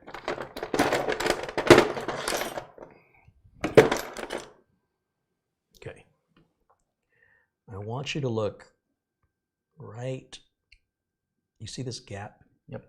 Do you see it as I slide the CPU? I'm not going to use any pressure, downward pressure. I'm just going to slide gently across. Till it falls. Well, if it's in the, Boom. did you see that? Yep. So if the CPU is in the right orientation, because now look, if I take this back out and I turn it 90 degrees in any direction, and I do the same practice where I try to line it up, it's not falling in. In general, on AT and ATX, on ATX and micro ATX motherboards, we're going to cut that out there. Yep. I just seeded that when I didn't want to. Generally speaking, the words, I did want to do that. They're going to go in the same direction as the lever, right? So that's what it should look like from your perspective. If you can kind of tilt that camera a little more, we can see the words Ryzen, and the lever kind of comes down like an exclamation point after the word. It's going to lock down like that. And then I don't have to look for the little triangle thingy, right? It's just an easier way I have found where I don't have to me, it's less effort to pay attention to that detail. Now, the heatsink we're going to use, both when we do our testing and after we install, we're not going to use these little plastic things. So we're going to take those out. Things, yeah. Yeah, very technical. Yeah. Well, I have the right thing and the left thing. All right, we'll take. Well, that's we don't need technically it. That's your right thing and your left thing.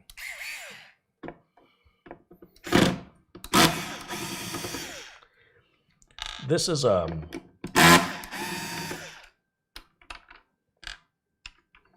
bracket,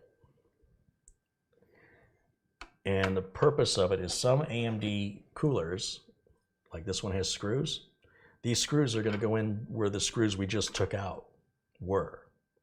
But some horribly designed heat sinks, in my opinion, have a little latch right here, like a lunch box. It hooks and then latches onto each side. And what I've seen happen over the years is I've seen, because AMD's had this design since the late 90s anyway, this part right here, this little plastic thing that all of the pressure is on, it gets dry and brittle, it breaks. And then the customer goes to turn their computer on one day and their heatsink is sitting like this instead of sitting flat. No good.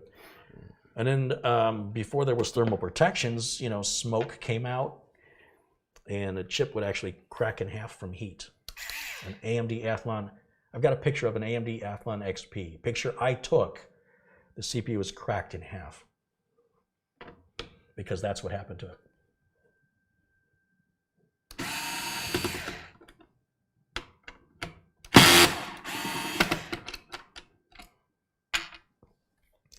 Now we want to save these parts right here, Mitch. You know why we want to save those, right?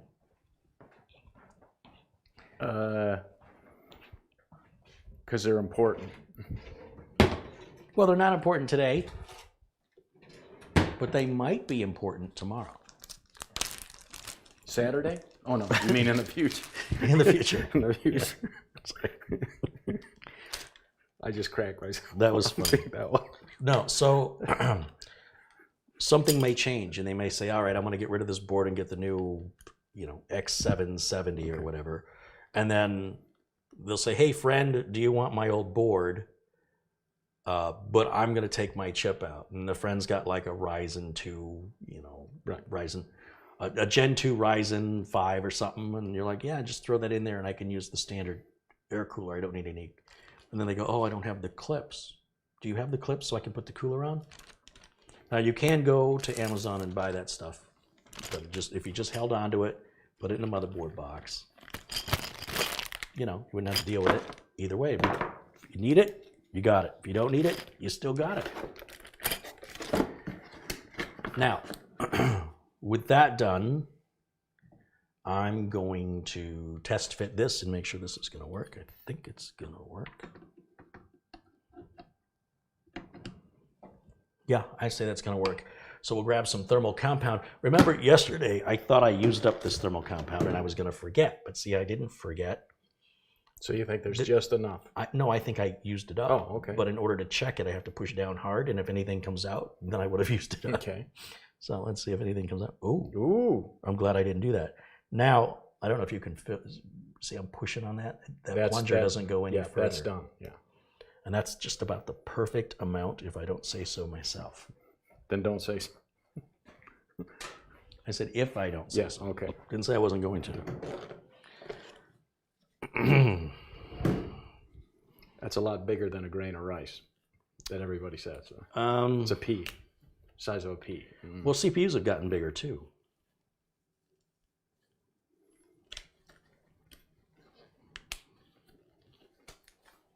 You're missing the action right there. All right, let me have my tongue depressor back.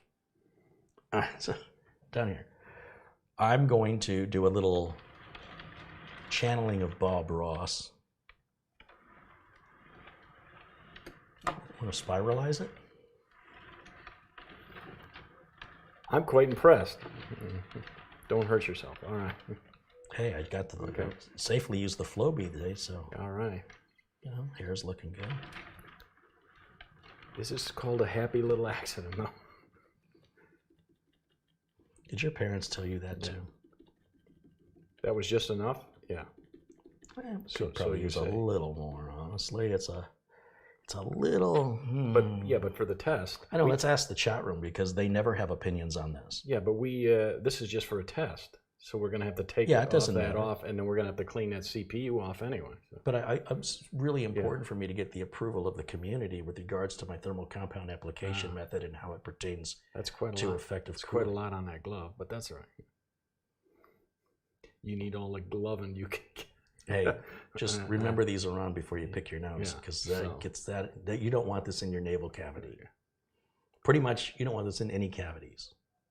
Tough to wash off. So yeah, so we're just gonna throw this glove away.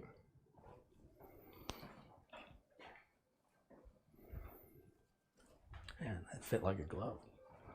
And I clean that CPU, cool off myself. Oh, so I better do it again? Yeah. So okay. Looks pretty spotless to me. I do say again. So this is only going to be on temporary. Yeah, it doesn't really matter. So we're not going to go all. We'll show our OCD who the boss is today. This can go on one of two ways. You see with the AMD this side? Wouldn't you want the AMD logo up here? Well, that's not the way they do it, so too bad. Or we can turn it around and put it on this way. Now here's my thinking. On the one hand, we're just going to run this right here. This is the header right here for the CPU vent. So that's a real short run for the cable that's already been zip tied. But then this kind of gets in the way of any tall RAM, maybe, I don't know. If I turn it the other way,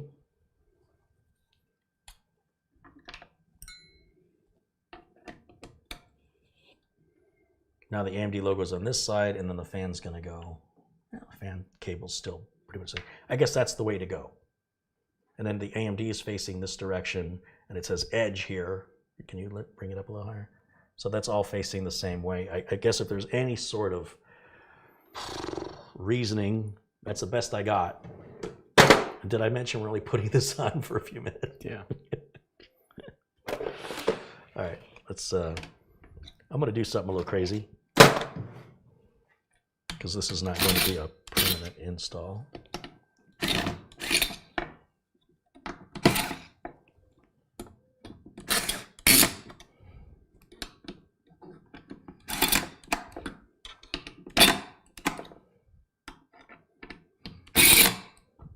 Okay, and then I'm just gonna check those by hand. Now, I've only done that because I don't care. If you care about your computer build, don't you do that. You tighten these by hand and show it a little love. Unless you like spending money to buy the same part twice. Some people are like that. This, can you see Uncle Mitch? Indubitably. All right. So here's a problem. I have tightened this with your build, and I could actually do a better job by. This is temporary, Carey. Gosh darn it. Yeah. See what you people make me do. I had no choice. It's tight. It just wasn't seating all the way down, but it is now. So that's all hooked up. That's hooked up. All we need is what? Some RAM, right? RAM. So which? Really, this side doesn't open? No. Okay, that's the dumbest. Okay. Do you know? You paying attention? Look this way. Okay, look down at the sockets of the RAM. On some motherboards, you'll notice that one side opens and one side does not. And on every motherboard I've ever seen in my life where it had a side that doesn't open, it's this side. You see, there's a reason why this side does not open on some motherboards, and that's because if you jam a giant graphics card in there, you may not have any room for these switches to move back. You getting that? Oh, yeah. All right. Some genius over at MSI said, we'll put this on this side for no reason at all. Hey, Bob. I noticed you're using the non-switchable retention levers on the DIMM sockets on the new MSI X570 Gaming Edge Wi-Fi board. Yeah, you like that, huh? Well, I was just a little curious why you put them on the side opposite of the graphics card. That doesn't matter. Don't bother me. I'm on my coffee break. Just send it over to manufacturing. It's going to be fine. People are going to love it. Nobody knows why we do that stuff. It's an internet myth. I can't believe what you do. Get on the Reddit there and educate yourself on DIMM sockets, buddy. Just do your job. Send it off to the production. I imagine the conversation went something like that. Now we've got 4 sockets, but we only have 2 modules. Which sockets do we use? 1A and 7Z? No. You might be right. 1A and okay. 2B. Again, right at the beginning of the manual.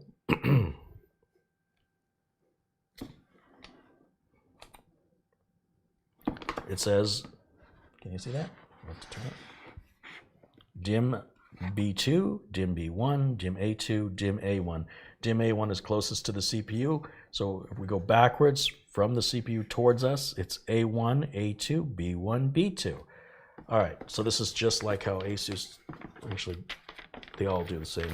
Now it says if you're gonna put in 1 stick, 2 stick, or 4, you notice they never show 3? 3 is kind of a dead wash between losing your dual channel performance and getting the extra RAM. If you have one stick of RAM, you have one stick of RAM, so no performance lost. If you have two sticks, you go into dual channel, and if you have four sticks, you're in dual channel twice. It's not quad channel. Quad channel, you need like a Threadripper. You need something with a lot more, I think. Or is it making me a liar?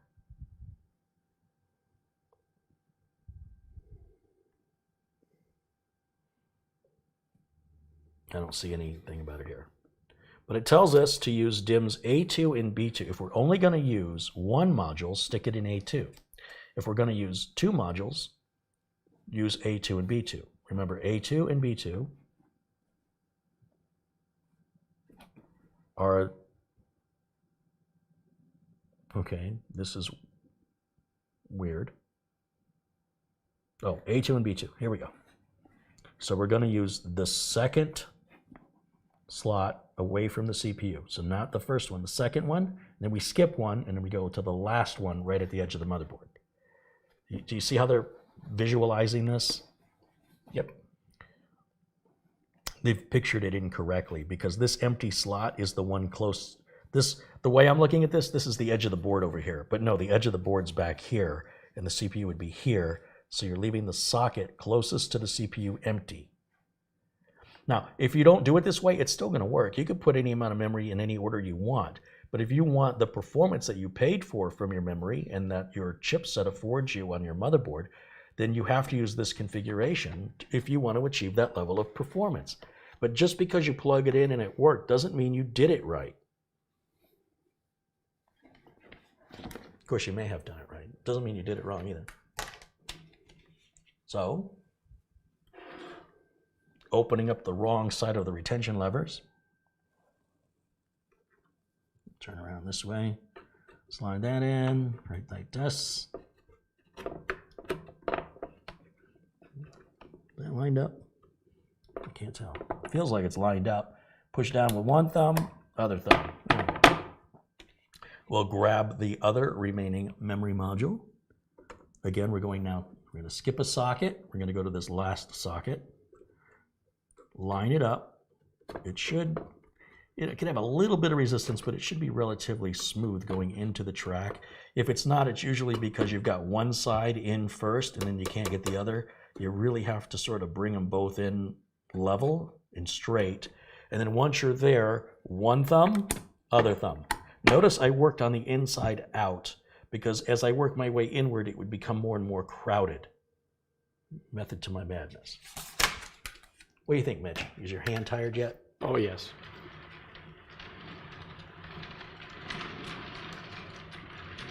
Don't make the chat dizzy, all right? That's ready to power on. We just need to grab a power supply. You know what, just hold on to that for one more. Let me torture you for a second. Because I just want to show how these power connectors are going to go on. So I've just got a spare power supply here. This is an EVGA 700. It's close to what we're going to be using, except this is obviously not modular. Lay it on the desk with the fan facing up so it can breathe. It needs to breathe air in and breathe this out through the back. Now right here, you see this connector? This is the 24-pin connector. It's got a little, see a little plastic nubs sticking out, and it'll rest right underneath the ridge. Under the ridge, not over the ridge. So that way when we plug it in, I'm going to turn it with the clip facing the edge into this big plug. And can you level that camera and just kind of rest it down?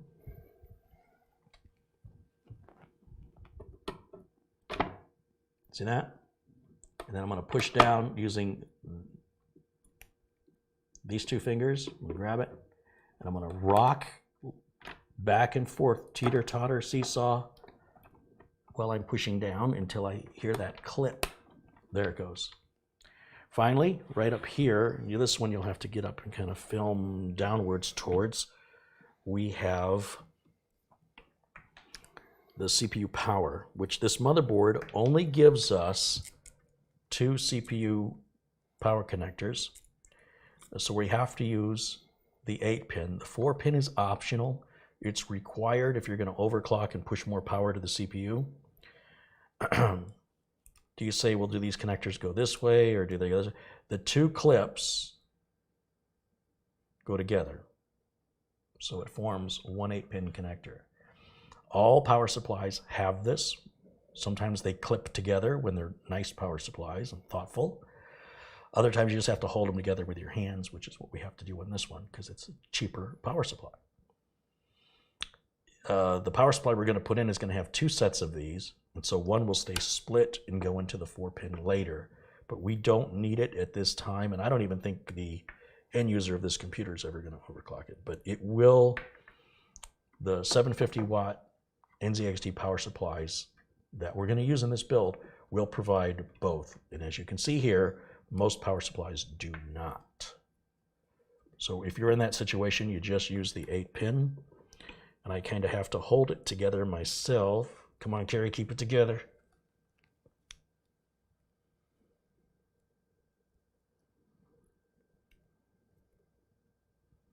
Here we go.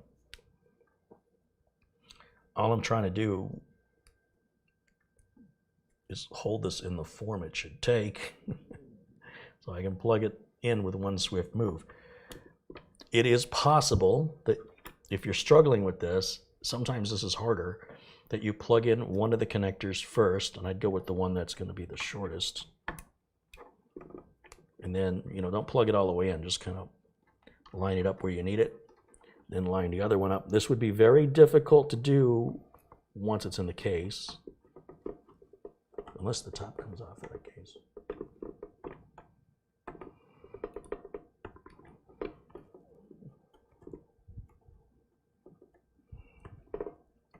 And these have to be dead straight up and down to fit in. If you're on any sort of an angle whatsoever, they absolutely will not align. So they've got to be dead straight. And when it is, you'll feel it seat down into the plug. I've got one seated and the other one is not. It's time for glasses. I'm going to go back to holding them together.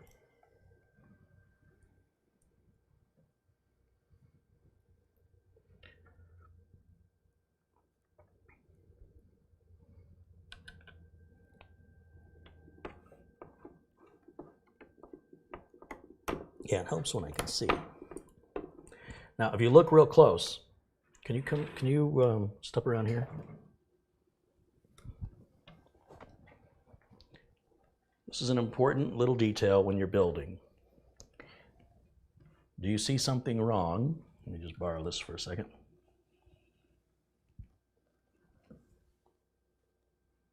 Yeah, right here. Where we're not getting any light. You see that clip right there? That cable is going to fall out when this computer is moved.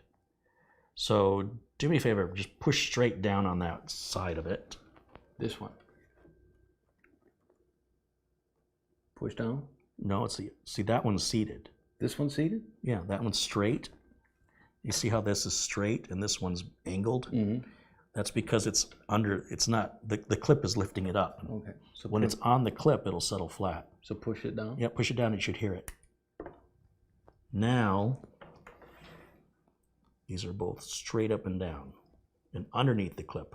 If it's not under the clip lifts it up and away. And then it makes it easy for this to fall out. Yeah, you want to see what it's like? Yeah. So now we'll all right. Switch back to camera 8. Give my arms a rest. Yeah. Where's my mouse?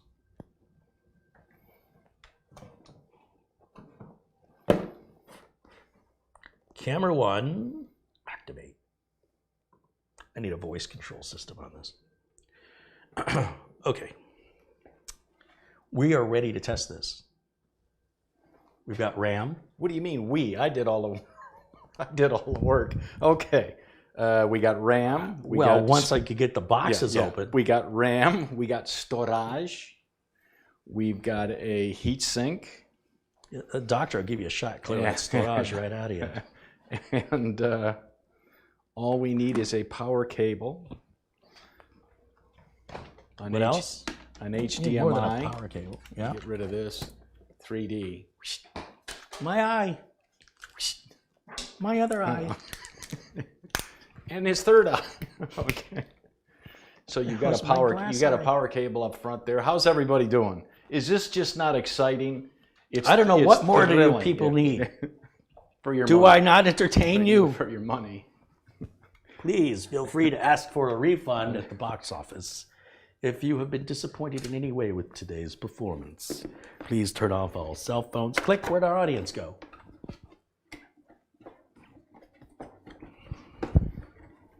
Okay, there's that. This thing probably isn't going to give us any video without a video card. Where are we going to plug that HDMI cable into, Mitch? I can tell you where, but we're keeping this family friendly. Yeah. So we need a card then in order to do video. Probably going to need a video card then. And I say the 280 Or three, the big one. Yeah. Just flex a little. Flex a little. This one has a backplate. Yeah. Ooh. Once again. Ladies and gentlemen, it's the GeForce. No, I did that wrong. It's EVGA's GeForce RTX 3070. You wish, heck, I wish I could get my hands on these. Very rare. You got your hands on it. Yeah, okay. But you go ahead and insert it. I can't take that pressure. All right. So. We're still talking about the graphics card? Yeah. Okay. All right. You've seen this done a million times, so.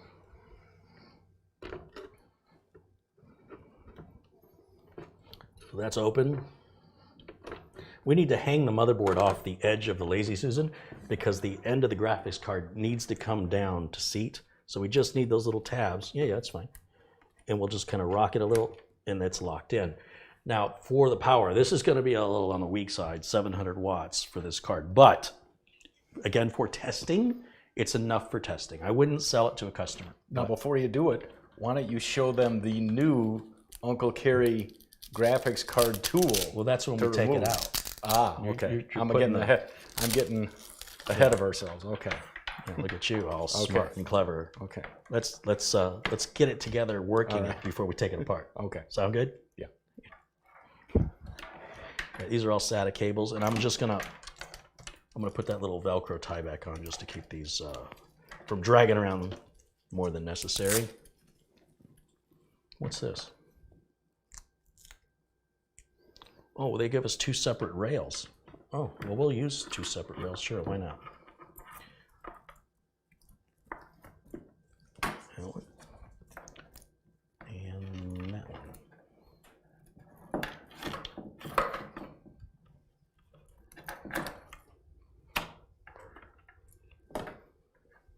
Oh, thank you.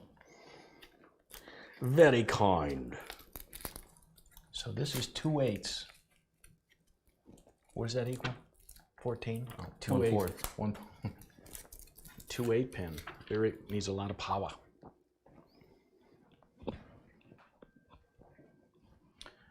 In theory, we could use 1 cable off the power supply, and it's going to work fine. But if you're somebody who really pushes the system hard, then you'd want... Well, that's my understanding. I don't know what I'm talking about. In theory, it's better to split the power between 2 cables than make 1 cable carry all the power. And then as it's hooked into the circuit board, these may be 2 separate rails. I'm guessing they are. I don't know. I'm making an assumption. We're making this up as we go along, Yeah, folks. just nod. You know. Again, if you're unhappy with any of today's performance, please complain at the box office. They'll be happy to give you a ticket to a free show. Because we know that when somebody's upset with a product, the return policy is to exchange it for another product only. Well, since you didn't like that one, maybe you wouldn't like another one. And this stream will be on sale in the lobby as you leave the theater. Well, they have to go through the gift shop. Oh, okay. They don't have a choice.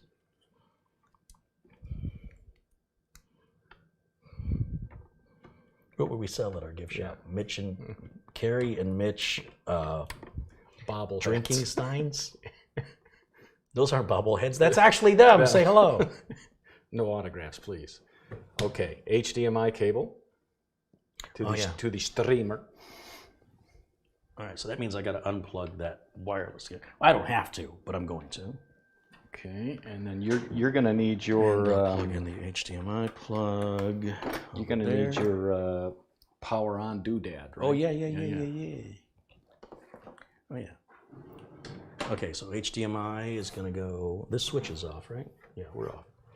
HDMI goes right here. Yeah. This is the little. I take these off of old computers, and that way I have power switch, reset switch, power LED, hard drive LED, and I just drill out all the holes on the bottom of a Gigabyte G connector, and then it fits on every motherboard except mini ITX, because every ATX and micro ATX board, and all I have to do is locate the little area where this goes, and I think I need my glasses for this. I'm gonna bring my glasses and my shoes. Yeah, it's right here. So that was hard. Finding my glasses was hard. And then, basically, we need a keyboard and mouse. I bet you thought I said we could start it. Yeah. Or as you so eloquently put it, the smoke test. The smoke test. Well, computers, they run on smoke, and if you let the smoke out, they won't run anymore. And that's a little tip from your Uncle Larry. Yeah. That definitely did not come from Uncle Carey. Mouse? Dongle? Any USB port you want. Any one you want. Which one looks lucky? Pick a lucky USB port. Is it that's the chosen one? All right. Decisions have been made. Are you sure you want to leave your dongle in that USB port? Yeah. Okay. That's your final answer? Dongle number 1. Bum, bum. Okay. All right. There we go. Now we got to move us in the corner, and so they want to watch it power on and not blow up. Let me step over here by you. Okay. I'm feeling a little extra goofy today.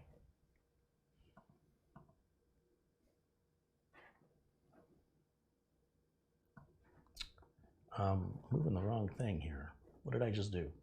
If you're liking the video, you can always, extend a thumbs up, click it. It costs you nothing, and it might take all of 2 seconds of your time. It's actually the kindest, most generous action you can give to any content creator on YouTube. There's a lot of hate out there. Nobody ever gets too many likes. I've just never heard anybody go, oh, if I get another like, I'm just going to quit. So, but we do get a lot of hate, and that's enough to make some content creators give up. And then, of course, you can always subscribe to the channel. If you want to know whenever I'm live, you can get the notifications by clicking subscribe and the little bell icon. The bell icon you don't have to hit. If you don't want to be notified, it'll just show up in your subscriptions list. And if you're bored looking for something to watch, you log into YouTube, you go to the left side, you click your subscriptions and look at all the people, all the content creators that you subscribe to and all their latest content in the order they've released it. And that way you don't have to search aimlessly for stuff. Go back to your favorites. And if they're super favorites that you want to know immediately, that's what the notification icon is for.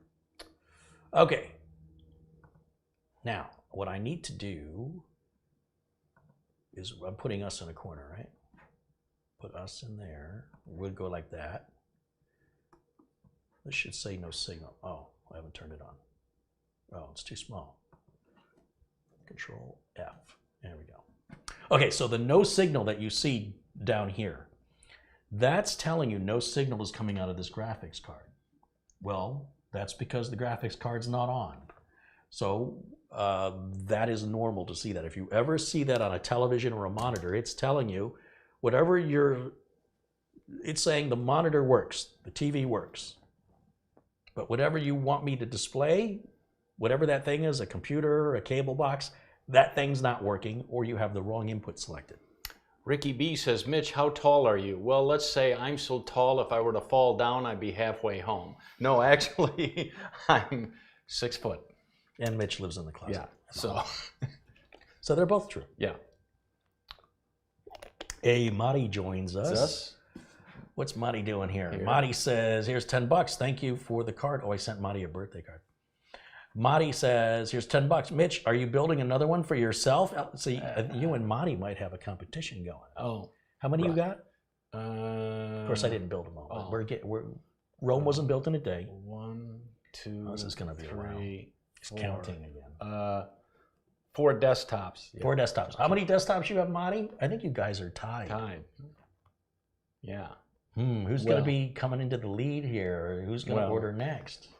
Come April, I must have that spaceship case. I must. As soon as I saw that, I went, that has Mitch written all over it. I must have one of those. I will have one of those spaceship. Sent a Ron, I think, sent me the link to Amazon where they're selling them. They said they had 18 in stock, but for $100 more.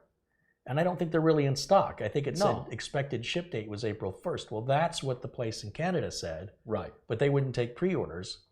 So if you want to spend $100 more to be on the pre-order list, you know. No. Anyway. I'll wait till April. But we're referring to what we showed in yesterday's video. We went quite a discussion on it. Yeah.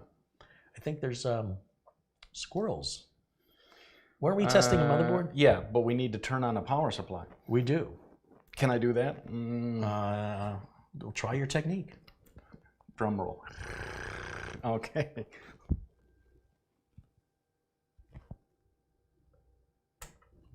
I like how your mouth kind of hung open and your eyes were really big. You look like a 90-year-old man going, let me just turn on this TV here. You know, you got to lick your lips a bit because, you know, you don't have any teeth. Little tea sucking. Okay. And now I'll let you hit the... I should have had the camera to see that. I'll let you hit... Great. I'll let you You like aged 30 years. Shut up. I'll let you hit the doodad. I said you aged like 30. Okay. All right. Yeah. You're not going to hit the power button? I mean, I don't want to be the one who smokes the thing. It's going to be your fault. I got to blame somebody. Not this one, but this one. Are you ready? No. Yeah, I'm ready. Go for it. Whatever. Let the smoke. Here, let me do that at face again. It's loud. Will it live? Is it alive? We got heatsink spin. We probably got graphics card lighting up. The heatsink is not spinning. That heatsink is static. It's not moving. Oh, okay. If your heatsink is spinning, I don't think you screwed it down tight enough. This is not promising. Patience. Grasshopper. Well, anyway, that's going to wrap it up for today's show. Thanks again this for is showing live up, and Mitch. unscripted, and boy, do I mean unscripted. All right. This is this could be a RAM compatibility issue. I'm just going to be patient. Just let it run a little bit more. You son of a... My narcolepsy's kicking. Isn't the AMD 59, what did I call this? 3950X. Isn't it special? Isn't that fast? Look how fast that fan's going. Intel fans don't go that fast. That makes AMD better. I'd say if it was gonna boot. Well, it's AMD. Oh. So how is everybody? There's people today who love AMD. Like, so how is... I'm gonna kill you. I'm gonna hunt you down. I'm gonna kill you. So how is everybody in the chat doing on this Friday? It's not happening. Let's call on this stalling. All right. You guys look hungry. Jeet. That's how we say did you eat in Michigan. Like he doesn't know that. How were the wings on your birthday? They were horrible. Yeah. Not great. And that's being... like an old married couple. That's I'm being going to provide generous. his answers for you. That's being generous, yeah. Well, it was Pizza Hut. That Pizza Hut Detroiter pizza was pizza? The Detroit Pizza Hut pizza is horrible. We're just saying, yeah. The Pizza Hut pan pizza, way better, in my opinion. but we're going to go to Grimaldi's. Yeah. This isn't going to boot. This is having So do I turn off the hit the power button. Just tap it the same way you turned it on.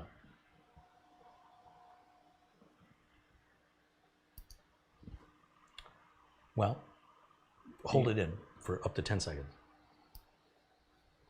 Everything's going smoothly, and as I planned it. Now I'm turning. No, just keep holding it until it shuts off. It's supposed to turn it off.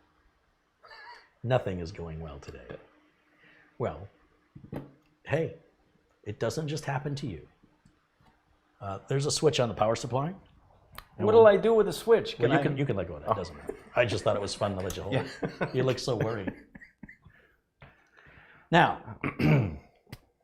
I suspect, I just want to check, make sure the graphics card's fully seated. Is my HDMI plugged in? Because sometimes I don't plug those all the way in. It's feeling pretty good on both sides. I want to make sure my power supply plug is all the way in. My CPU power plug, I need to make sure that's all the way in. I kind of just heard it click. Did you hear it? Yeah. Maybe that's all it was. Let's try one more time. Flip the switch back on, hit the power button. Sometimes it's just Uncle Carey's magic touch. Once my aura gets around it, it sort of starts to work because it knows I'm going to get a sledgehammer.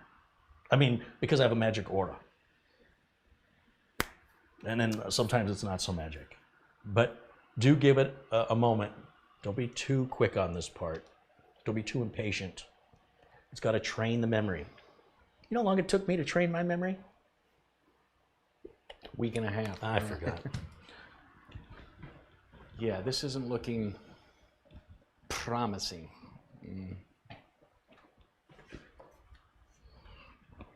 Well, I'll tell you guys and gals, today here in Phoenix, Carey and I were very much enjoying the weather. We had very much Michigan-esque Yeah, weather it today. was very nice. A little brisk. Sun is out. There were actual clouds in the sky. You never see that in Phoenix. All right, we're going to go back to this fancy schmancy RAM because I think this is a RAM compatibility problem, or I got shafted on the purchase of the board. Okay. So, to take out the RAM, really use this mouse over here, and then we'll click on this, and then we'll hit Control F over there, please. Control F. You did it. All right, now I'm going to take this RAM out, and it's really hard for me to spin this on the table right now, so I'm not going to show you. It's just me taking the RAM out.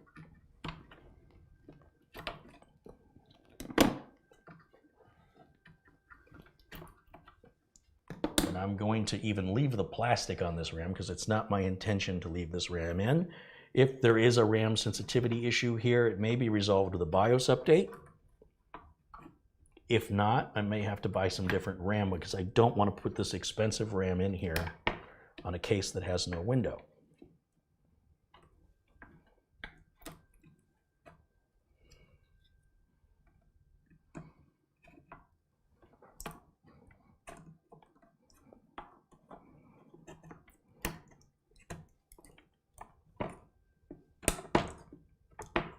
You present that to me so well. Thank you.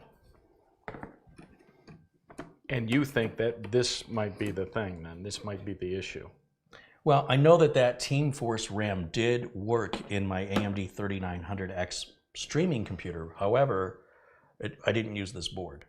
Okay. And it's a board, let me be clear, it's a motherboard RAM compatibility problem that exists on AMD motherboards that does not exist on Intel motherboards. So when I'm talking about all the things I don't like about AMD, it actually has nothing to do with AMD. It has to do with the motherboard manufacturers and the RAM manufacturers, just so we're clear. You know, without the clip on the other side, I don't have a lot of confidence it's that, but it's seated. Okay, let's try it. Put us in the corner again. Yeah, I'm going to do that as soon as I turn it on. Actually, I'm just going to... Yeah, do that and we'll see. Hey, the RAM lights up. So that tells us the RAM's initializing. Pretty, pretty.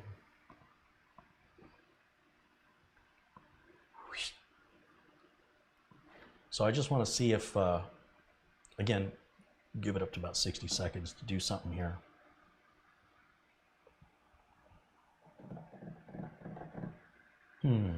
I've never had a compatibility issue with the G.Skill RAM on any motherboard yet. So now I'm suspecting something else is wrong.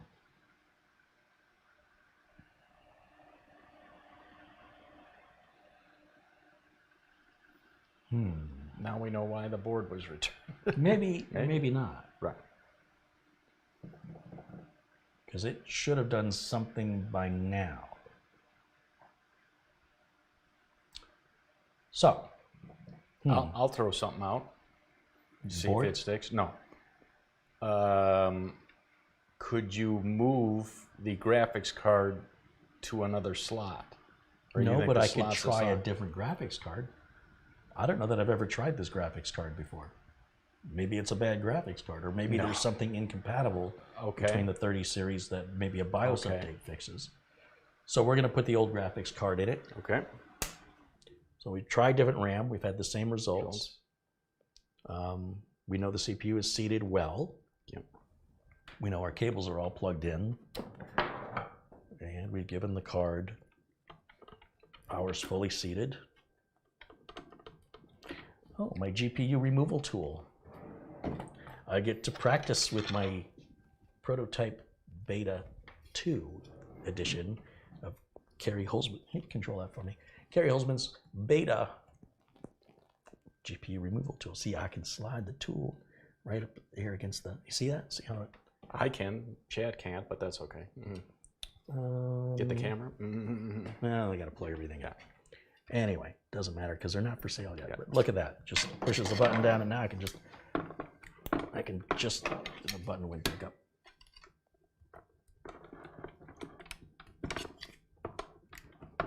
So normally the motherboard is installed in a case, and when I'm lifting the card, the whole board's coming up. Do me a favor, just hold it right there for me.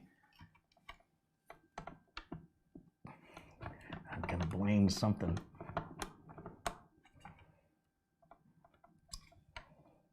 There it goes. I didn't push it all the way down. I need this to be stronger because it's too bendy still. All right, I'm gonna grab this 2080 graphics card, even though this probably isn't gonna make any difference whatsoever. But you don't get this kind of diagnostic on other channels, Chad. That's right, because they do it right. They don't need a diagnostic. So put that in your pipe and smoke it. How do you like them apples? No smoking. Welcome to the Mitch Morrison Cliche Festival. Okay. That's what they always say.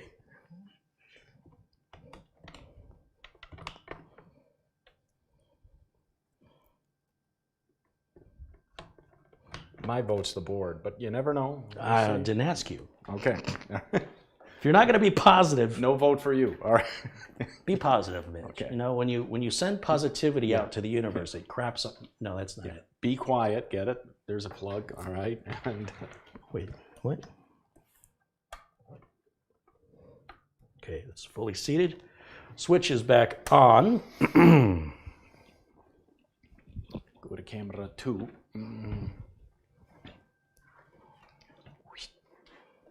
This is probably not going to make any difference. No. Camera 2 is on. I just need to. Okay. Whoops.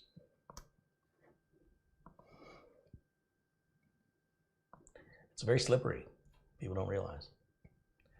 The excitement. I can't. Take a breath. The excitement's killing me. Deep cleansing breath. In. Out. No. In. Hold it.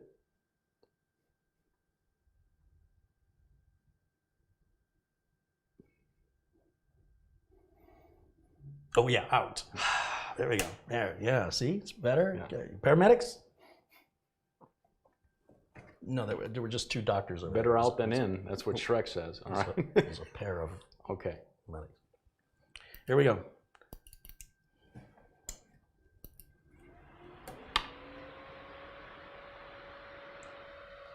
Sounds serious. We have RAM lights. Very nice.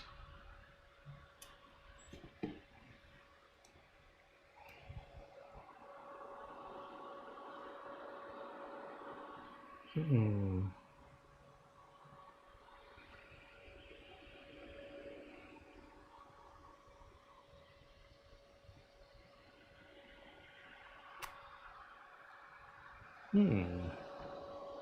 already said that. I said, That's what you said.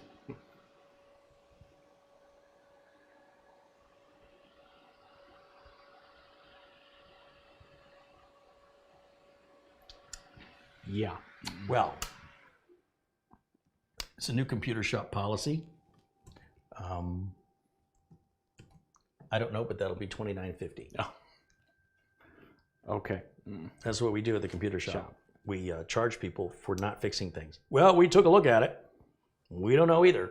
How do you want to pay?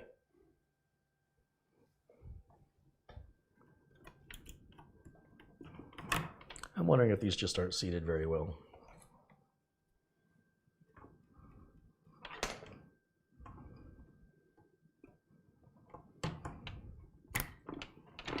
Definitely seated well now. So hit it, muscles.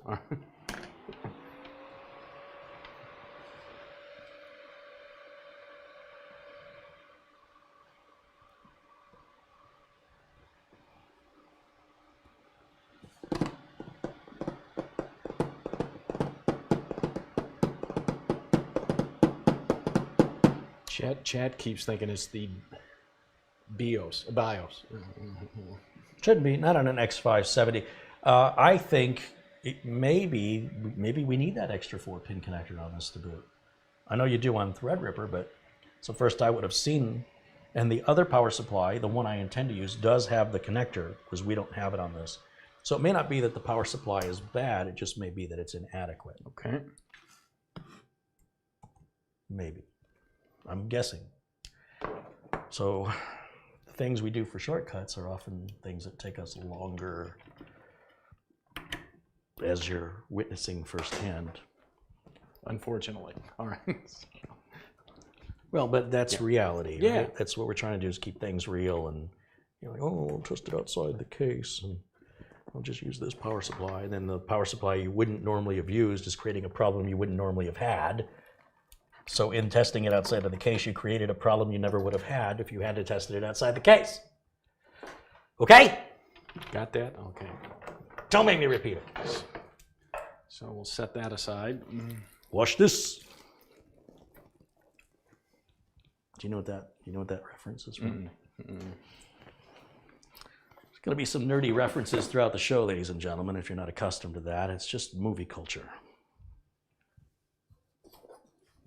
Oh, you mean like Citizen Kane? No, I mean like Bob and Doug's Adventure. Now, since you're using a different power supply, should we go back to this or no? Nah. Just one thing at a time. If you change too many things, you won't know which thing it was you did that fixed it. Because maybe it's just so don't change the rim. thing, too many things, yeah. Change one thing at a time unless you don't care. So what'd you do to fix it? Well, I did this, I did this, I did this, I did this. And you had to do all that to fix it? Well, I don't know. It might have just been one of those things. Well, how come you don't know? Because I did them all at once without a reboot. And it works, so it was one of those things.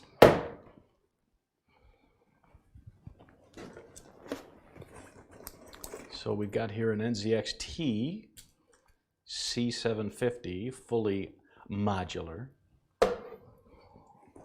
PS, power supply. 80 plus. Gold.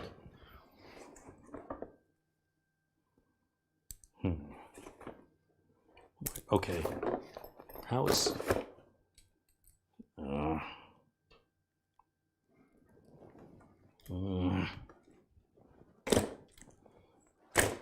While he's grumbling, everybody in chat, tell me where you're watching from.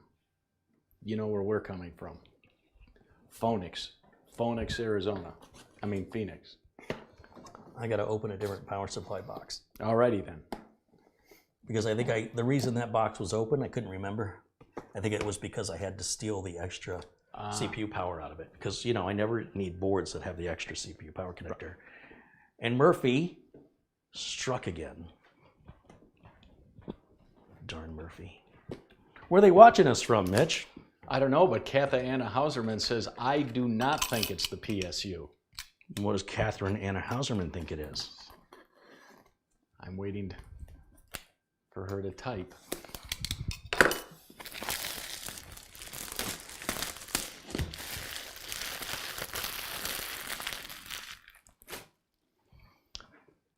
Quebec, St. Augustine, Florida, Great White North.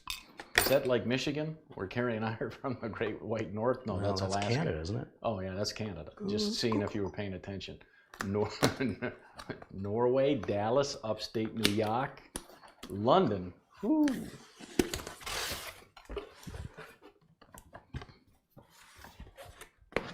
Salvador, Brazil, the Netherlands, Wisconsin. Love their cheese. All right, Scotland, Crystal Lake, Illinois. I'm opening another power supply over here. Okay, very exciting. All by myself without any help. San Diego, I'm fine. Georgia. Don't hurt yourself. Thanks for Georgia. asking. No, Georgia, yeah. I got it. Austin, Texas. While you're over there, make me a sandwich, would you? Ham sandwich. Yeah, how about a fist how about a knuckle sandwich? Plenty of mustard. I got a knuckle sandwich over here for you. Plenty of mayo. All right.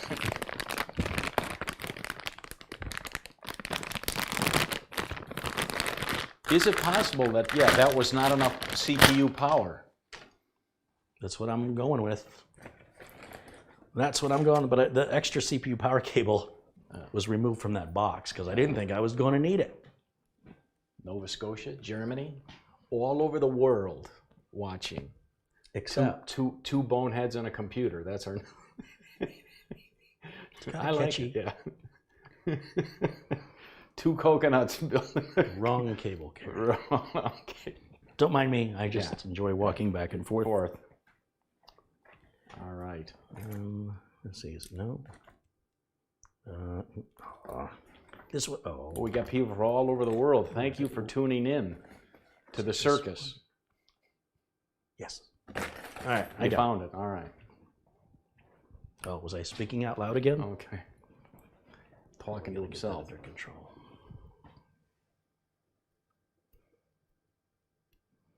Blackwatch contributes $5 Canadian. He says, just because I like being in here with all you guys so much.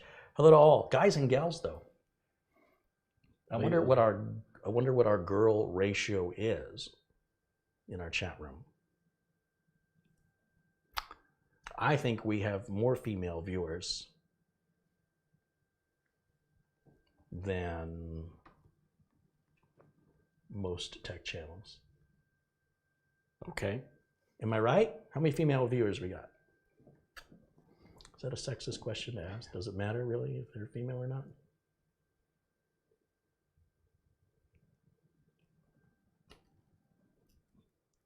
You got really quiet. Yeah. We call that a pregnant pause. All right. I think that's sexist. Yeah, okay.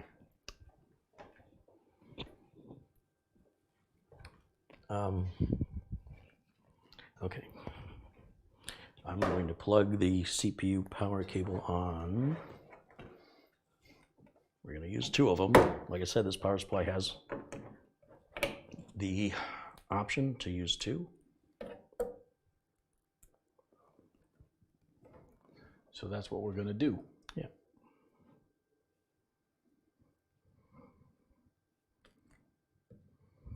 Are you sure you put that heat sink on right? I'm just asking. You did use a Milwaukee. Made me very nervous. You said, kids, no, don't try this at home. I'm a professional here. I will have you know. Yeah.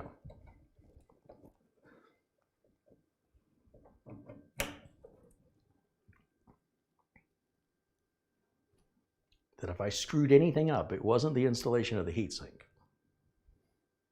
It was not resetting the BIOS because I don't know if maybe somebody tried overclocking this thing and they sent it back to Amazon or whatever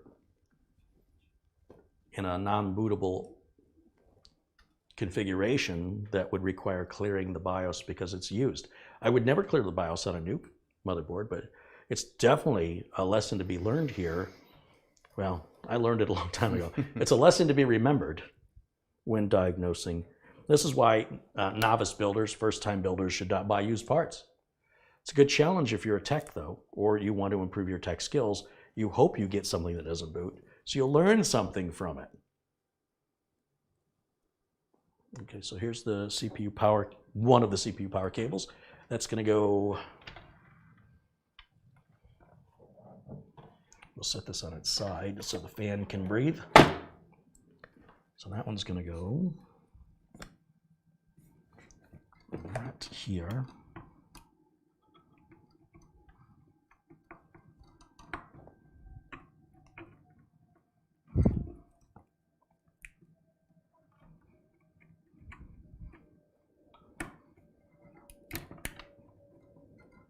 Okay, so there's the 8-pin, and then we'll have another 8-pin. We'll split it into 2 4s.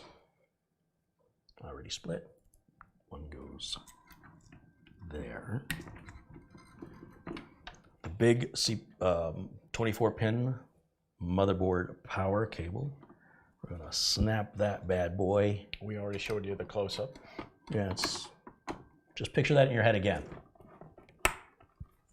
Clicky, just clicky. save me editing time. And then the 2 connectors up here for the video card, which is the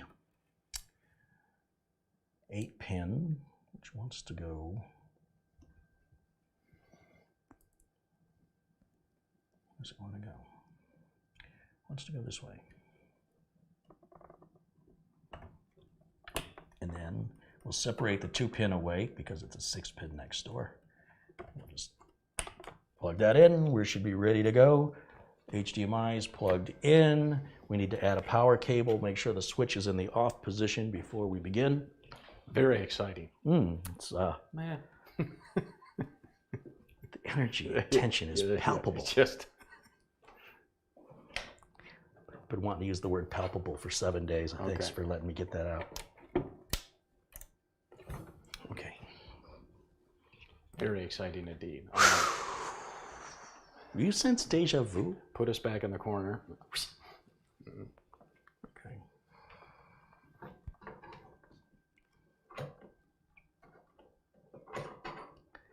I couldn't have done this if I had tried. I got it all tangled. Now I have to move. Okay, hit the power button. We've got It's got juice. heatsink spin. We got lighted RAM.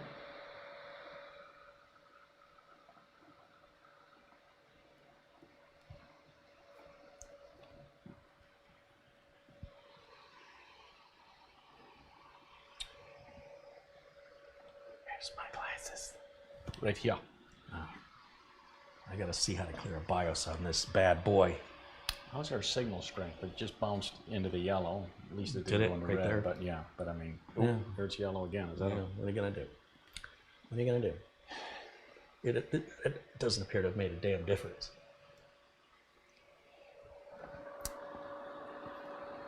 I say,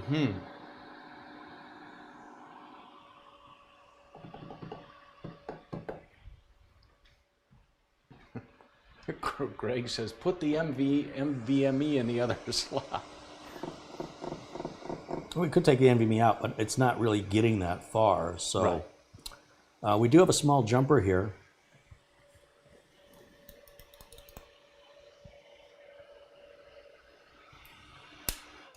In that drawer, I've got a straight edge screwdriver.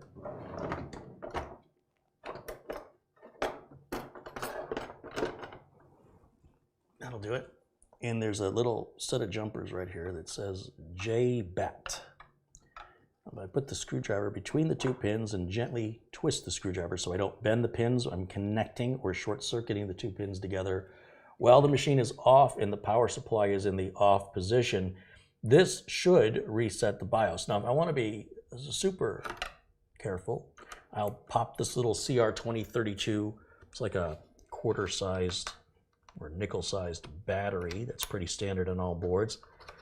And these batteries should be good for 3 to 5 years before they go bad. Now, a bad battery can result on some systems in a non-bootable situation. On this, it should be nicer than that. Didn't you have a tester around here?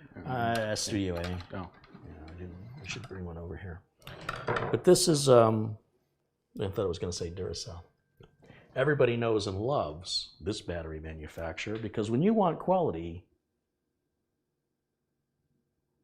you choose Cerawell. Cellawell? Yes, Cellawell.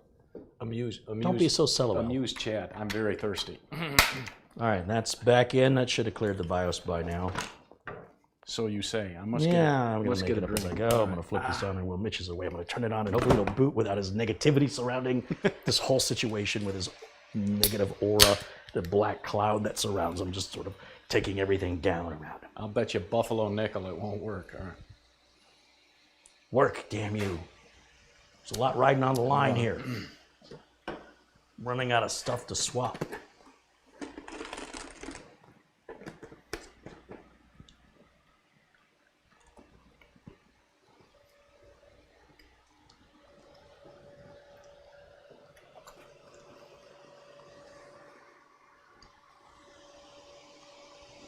You know, if this was an Intel system, we'd be putting the case cover back on.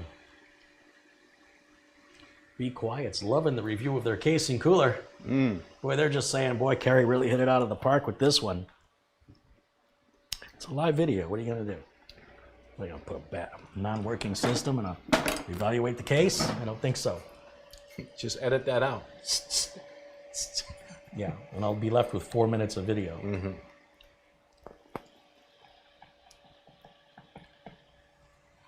Well, let's take the M2 out. Who knows? It's possible. It's possible. If that is right, I am going to be very impressed. And disappointed at the same time. I mean, we don't have to have this to boot, and that is... It'll boot without the storage? Yeah. Well, we'll get in the BIOS, and it'll say no bootable device found, which it should do with or without storage. Okay.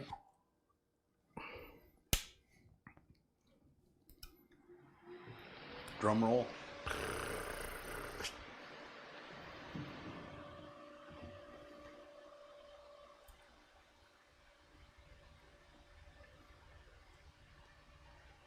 Catherine says it's the motherboard. Could be. It's possible. Possible.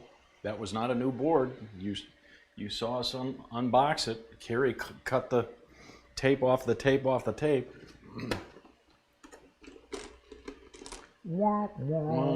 I think Smoke them if you got it is not my day today. Tomorrow's not looking so hot. I told you how much good luck I bring you.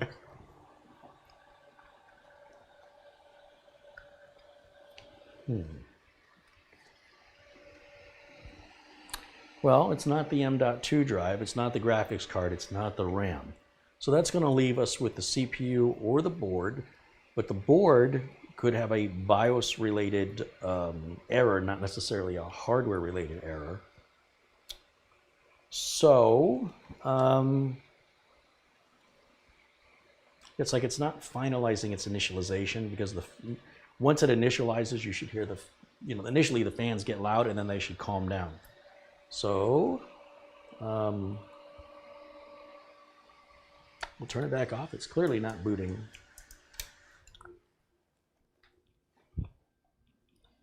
And then there was a little red dot right here. Not that that would mean anything. Yeah, it's probably some error code about something it doesn't like.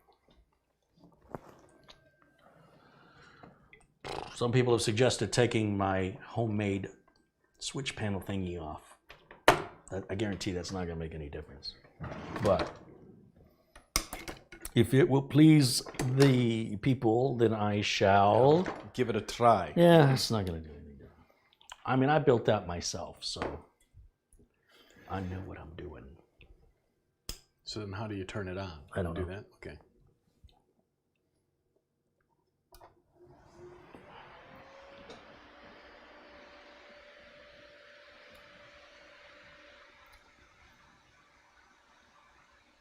Would you take that, please?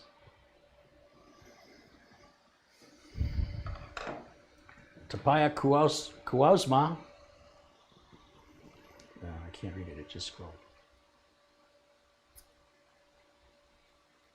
Tapaya Kuosma contributes €5. Says you may need to update the BIOS for that CPU. Thanks for the show. It's an X570 chipset. So the X570, right out of the factory, should be compatible with the 3900, 3950X. Should be. I'm not aware of any X570 that ever shipped where it needed a BIOS update for a 3950 because those were already out. It was all part of the design. Marty said, get the hammer. Sledgehammer. Yes. Okay, that's clearly not going to boot. No. So sometimes there's a way to update the BIOS. I don't think this is going to have it, is it? Yeah, it's got a flash BIOS right here. Aha! You can update the BIOS on this board without a CPU installed in it. Okay. Do it. I will. You think I will? Don't. Can't make me. You can't stop me. I'm a rebel. I'll update a BIOS without a CPU and a motherboard because I'm crazy like that. You can't stop me. All right, Tapio, we'll try it. Thank you for the contribution. Frank Jimmy contributes $5. You guys always look hungry. Just, oh, Jeet, how were the wings on the birthday? Oh, yeah. We could get, do you want to get better pizza or do you want to get better wings? Pizza. Yeah, I was on the same page with you. Okay, what time is it? Almost 4 o'clock? I always look hungry because I lost 21 pounds in 2 months. And then he comes over here and eats M&Ms? Yeah, so. Because I'm a good influence. My cheat day. And back at it tomorrow. Hit that gym hard. Okay. You need to go on the website and get the That's what I was BIOS. going to do. Yeah. Let me go full screen on this.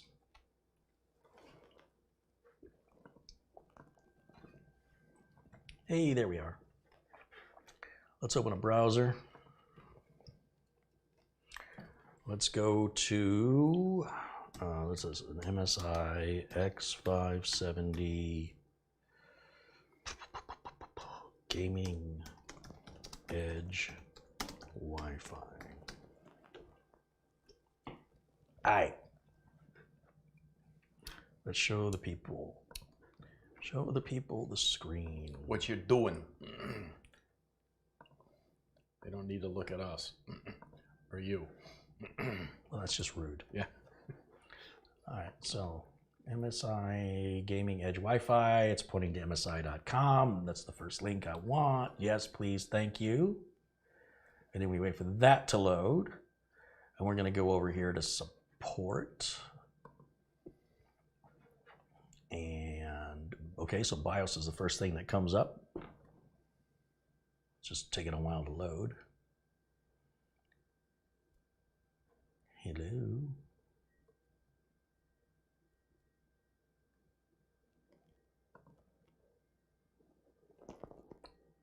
I think the ice cream man's outside. No. Give me a quarter. Ice cream!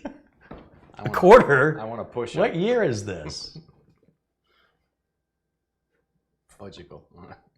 It's the year fudgesicle? Boy, have I been sleeping a long time. Yeah. Look how nothing appears.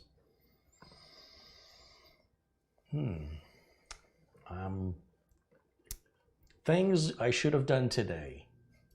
Not build a computer. With Live. Edge. This is what you should be pre-recording. Yes. So you can edit out Nothing is, the bad bits. there's no bad bits in what I do. right. There's just awesome content and fantastic content. Or in this case, no content at all. Hello? Hello?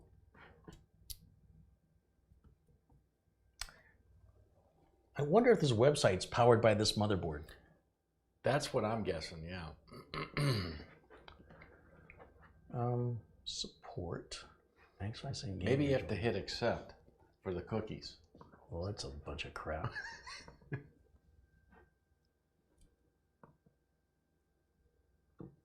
Nothing happened. I don't have any blocker running.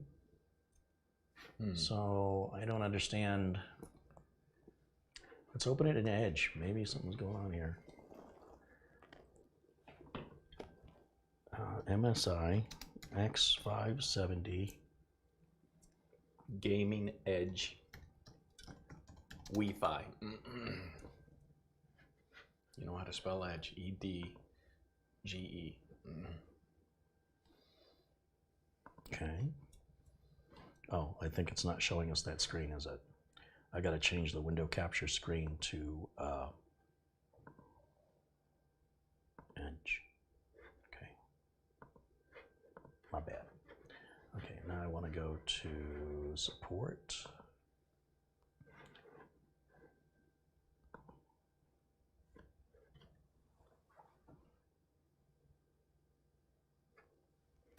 This is fantastic. Look how well this works. Isn't this great?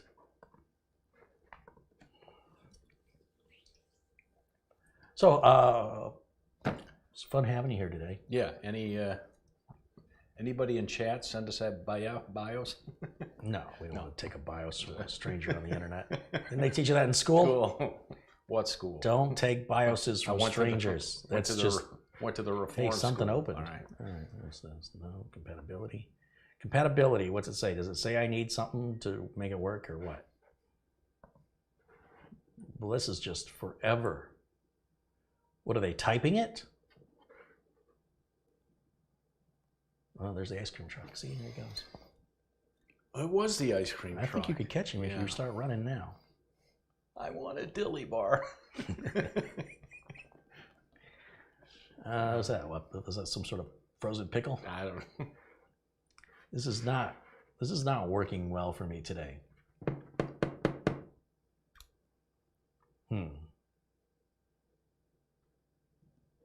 I'm just gonna close that. I don't. You tried Chrome. You tried. What are people in the chat room saying? Microsoft. Maybe somebody knows something we don't know. We don't. Note to self: never buy anything from MSI. I'm glad this is a be quiet review. I'm just saying. Yeah. It's not looking good for MSI.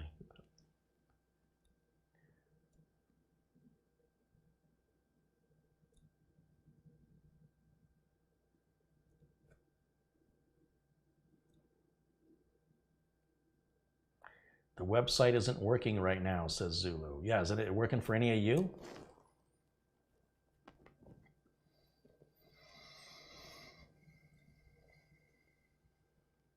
Daniel says he's got the BIOS for this board.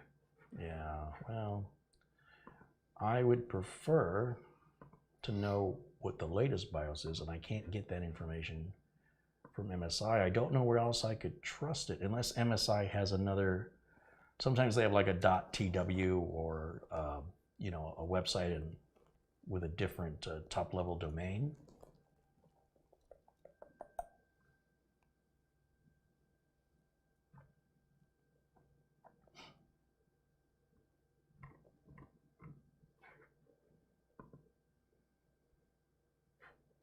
It's just the same website.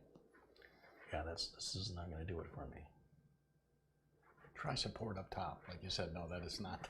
Yeah. I have a question. Your support doesn't work. I want to reach support to find out why I can't contact support. I need to open a trouble ticket because I can't open a trouble ticket. This isn't working. None of this is working. It's all crap.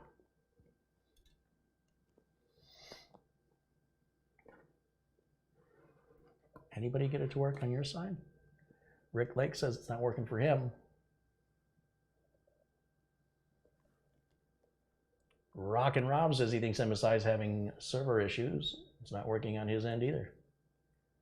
Well, it's either that or we all have the same problem with our computer that's only affected at MSI's website. We all got this virus. Or MSI servers are down. Okay. Hey, thanks for the update, though. Sounds like this. Well, that would have been kind of exciting because I've never seen, somebody update the BIOS like that. Yeah, some motherboards, typically higher end, will let you. I've done it with Asus boards. Ooh, and this is bent. Holy cow. Is it supposed to be? This is bent. Let me grab the other camera, show people. Push the wrong button. That is bent. Okay. What mouse do you need? I need to go over here for a moment and unplug the HDMI from the bench computer there and plug in camera 2 right here. And then I need to come over here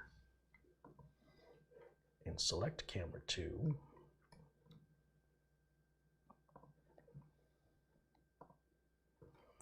Look at the I/O shield. That should be straight, correct? Yeah. Correct. See how it's straight on that side? Yeah. Well, that's severely bent. It almost looks like it's on purpose, but No, that should be straight. No, yeah, it would be straight because it would be straight. Somebody bent that into a machine. Yeah. Disappointed. There's our 8-pin and 4-pin CPU power connectors on.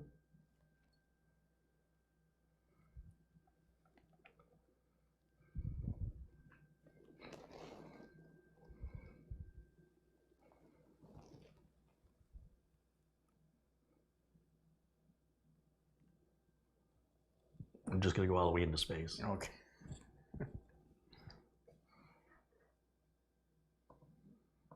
Oh, you didn't see that. Yeah, so that's that. Is it the board? It's the board. Maybe. Am I bored? You. But maybe. It may be the board. Now I'm just straightening that bend out. It's not a big deal. It shouldn't be a problem. Just disappointed that somebody was careless Okay. with something so expensive. It's like $200. We know for a fact we don't have a power supply, RAM, or GPU issue. It pretty much leaves, or M.2 issue. So it just leaves the CPU And that and was the a motherboard. Yeah, and that was a brand. And everything's brand new except the motherboard. Right. We watched you open the CPU. But we've also seen people do stupid things in BIOSes that prevent boards from booting, and then they send the board back as bad when all you have to do is reset the board. Or the board needs a BIOS update, which we can't get right now because MSI's website is down. So you ready for a beer or something? Because I guess our day is over now. And poor folks would be quiet. Are like, we've been sitting here for 2 hours and 44 minutes waiting for you to showcase our product. Well, I can't put it in the case and I can't put a liquid cooler on it. And those are your two pieces that we were here to demonstrate today. So if you guys want to send me a motherboard, processor, RAM, video card, power supply, and M.2 drive, I don't think they're going to want to do that. No, they're really, really nice over it. Be quiet. I'm sure they understand. Got another motherboard around? Not for AMD? Well, I do have an older AMD chip. But fresh out of motherboards. Not an AMD socket AM4 board. Let me just look back here. No. As he checks inventory. Yeah, that one's an AMD. So I have the old streamer computer back here, and we could tear the CPU out of that. But it's kind of messy. Yeah. And I've got that System U when I started building, but that's an AB350 motherboard. That's an old Ryzen chip. But again, we'd have to unbox it, take the panel covers off, remove the heatsink, pull it out. Yeah. It's a lot of work. I'm gonna like. I like it when I'm back at Studio A and I have a CPU brand new in a box. I just take it out of the box. I keep them for this specific reason. I don't have all of my tools here. I'm working at about, I'm going to say I'm about 30%, 40% of my normal productivity level because I'm sort of hindered in this environment. And in the current situation, I'm moving forward, but not at the speed I usually move forward at. And I would bet it is not the CPU. That was a brand new CPU. no, the only thing that was used was the motherboard. And it doesn't mean it's a bad board. Like I said, it just could be an updated BIOS it needs. It shouldn't be a BIOS setting. I don't even have a way to test the battery. The battery is probably fine though. Those batteries are usually good for 3 to 5 years, unless the prior owner for some reason was too cheap to buy a battery and said, I'll take this before I send it back. It seems highly unlikely. Yeah. They're not expensive, they're like $2. Right. And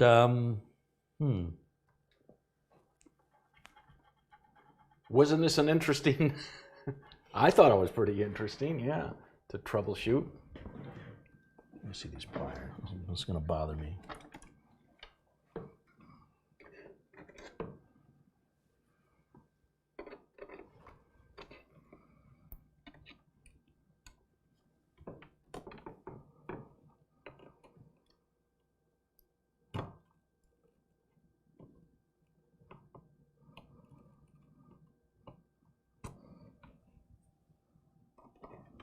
Wow, somebody really did a number on that.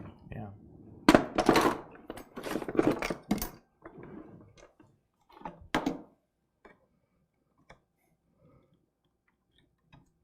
It almost feels like it's supposed to be that way. I mean, it is not easy to bend it back. That must have required some force to get it bent like that.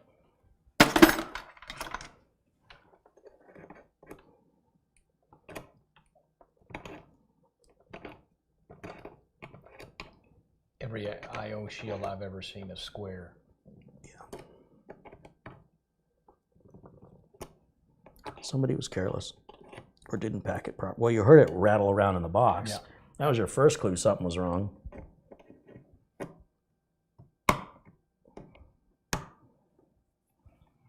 Better. I don't know.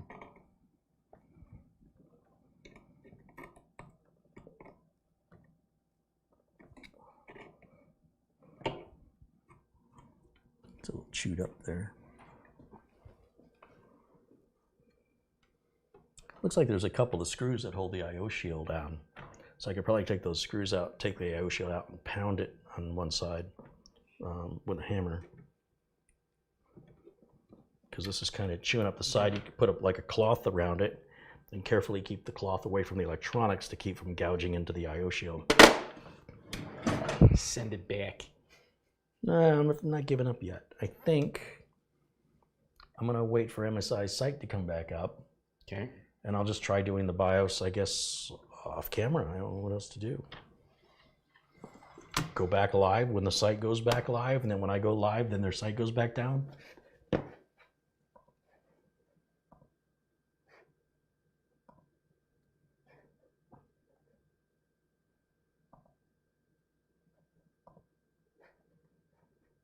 I just want to look, just see if there's any alternative.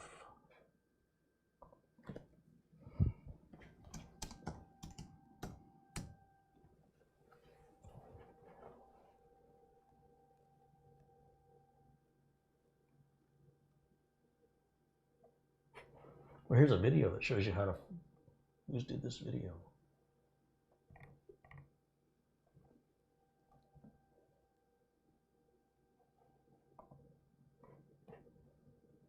It looks like, well,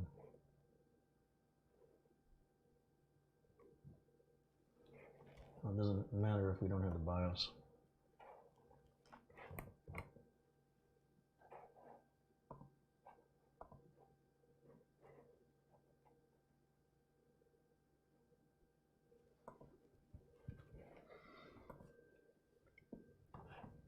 Yeah, I think we're dead in the water here. Basically, from my perspective, I'm glad this isn't a customer waiting on this. We're just doing this for fun. We're doing this because Be Quiet sent the case and the liquid cooler. Sorry, I got my views kind of messed up here. There, now we can see.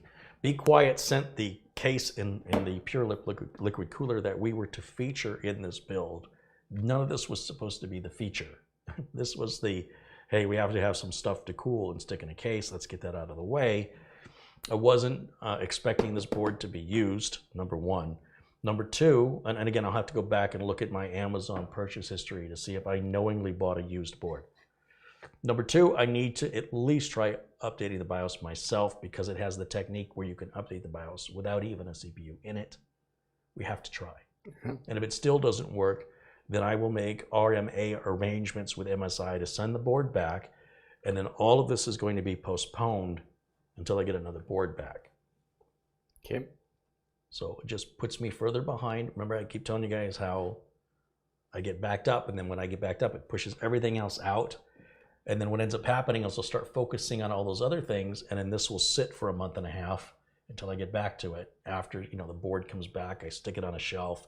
I'm like in the middle of something, let me wrap that up, let me do this one more thing. A couple of weeks or a couple of months goes by, and it's a Xenos build. It's going on year 4 that's still not done yet. But again, I'm still waiting on a part. It's vicious. Any last questions or comments? Mitch and I will be happy to do our best to answer your questions or suggestions. Technical, not the meaning of life. I can answer anything. Okay. My stomach's gurgling. I think I'm ready for some pizza. Oh, yeah. MSI can... MSI. Marty, he had a couple of letters that are right. Yeah. Contributes $10. He says, you guys need to eat first. Yeah, we're going to eat. We're going to eat well. We'll eat like kings. And then if we come back and the website, but I doubt it would be up, you know, that's an overnight thing, that though. Yeah, what are you going to do? What are you going to do? Now, imagine, just for a minute, imagine a customer's paying you to do this, and the customer's already been patient waiting for you to get to it. Now you've gotten to it, and now you've got to call the customer when you said, it should be ready tomorrow because I'm working on it today. And you've got to say, well, there's a couple other things I can do, but the site's not up. And, well, when's the site going to come back? Well, I don't know. Hopefully this weekend or by Monday at the latest. And then what? Well, then it might work. But if it doesn't work, then I'll have to create an RMA ticket to the manufacturer of the motherboard and box it up and take it to the post office. Was that happen in a day? Well, no, they have to get back to me and approve the RMA. Well, how long does that take? Well, it can take, it could be an hour. It could be 3-4 days. And then you mail it to them, and they send you another one. Yeah, so they're going to get it probably about a week after I send it. They're going to send back another one. And then once that arrives, then I can get back to work. So not tomorrow then? No. You tell your customer, 2 weeks. yeah, you tell your customer Rome wasn't built in a day. You start going into the cliches. Matt wants to know if you and I are twins. I mean, clearly. Yeah. We're twins, but a lot of people don't know. We have different mothers and fathers. Yeah. A lot of people don't know that's possible. Right. Mitch's mother is different from my mother, and we're both twins, even though we have different fathers. Right. Go figure that out. It'll give you a headache. All right. Now, Chris at Goblin IT says, site is back online. Let me see. I'll hit refresh. BIOS. No. It's not any different.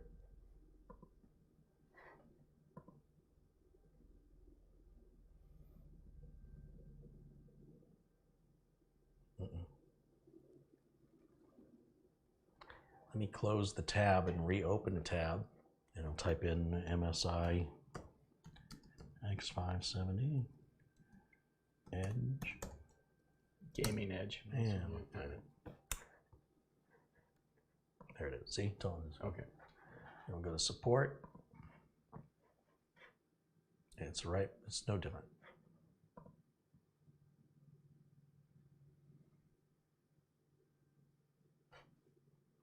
It's not that the site was down. It's that the site's not working. I think that's maybe where the miscommunication is. Somebody probably wasn't paying attention. I just got here. Heard the site's down. It's not down. It's back up. That's what I think happened. Mm.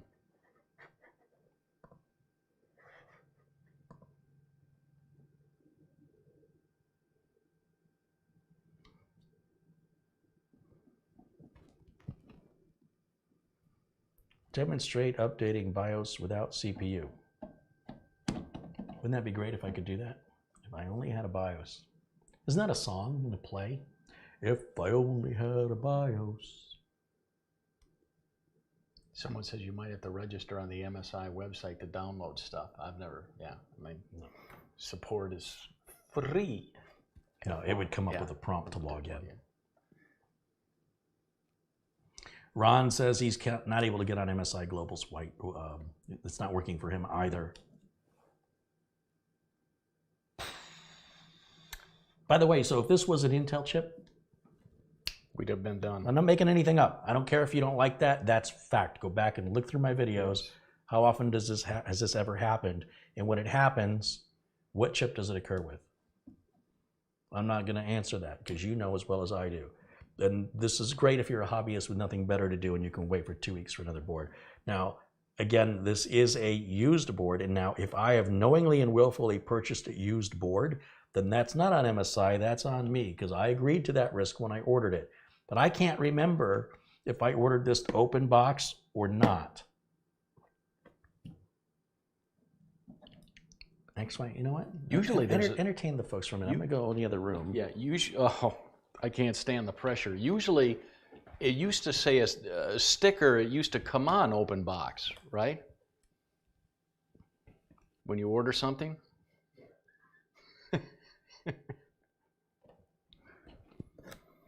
Well, I'll tell you, chat, let's see. Yesterday, the weather's been so nice here in Phoenix. I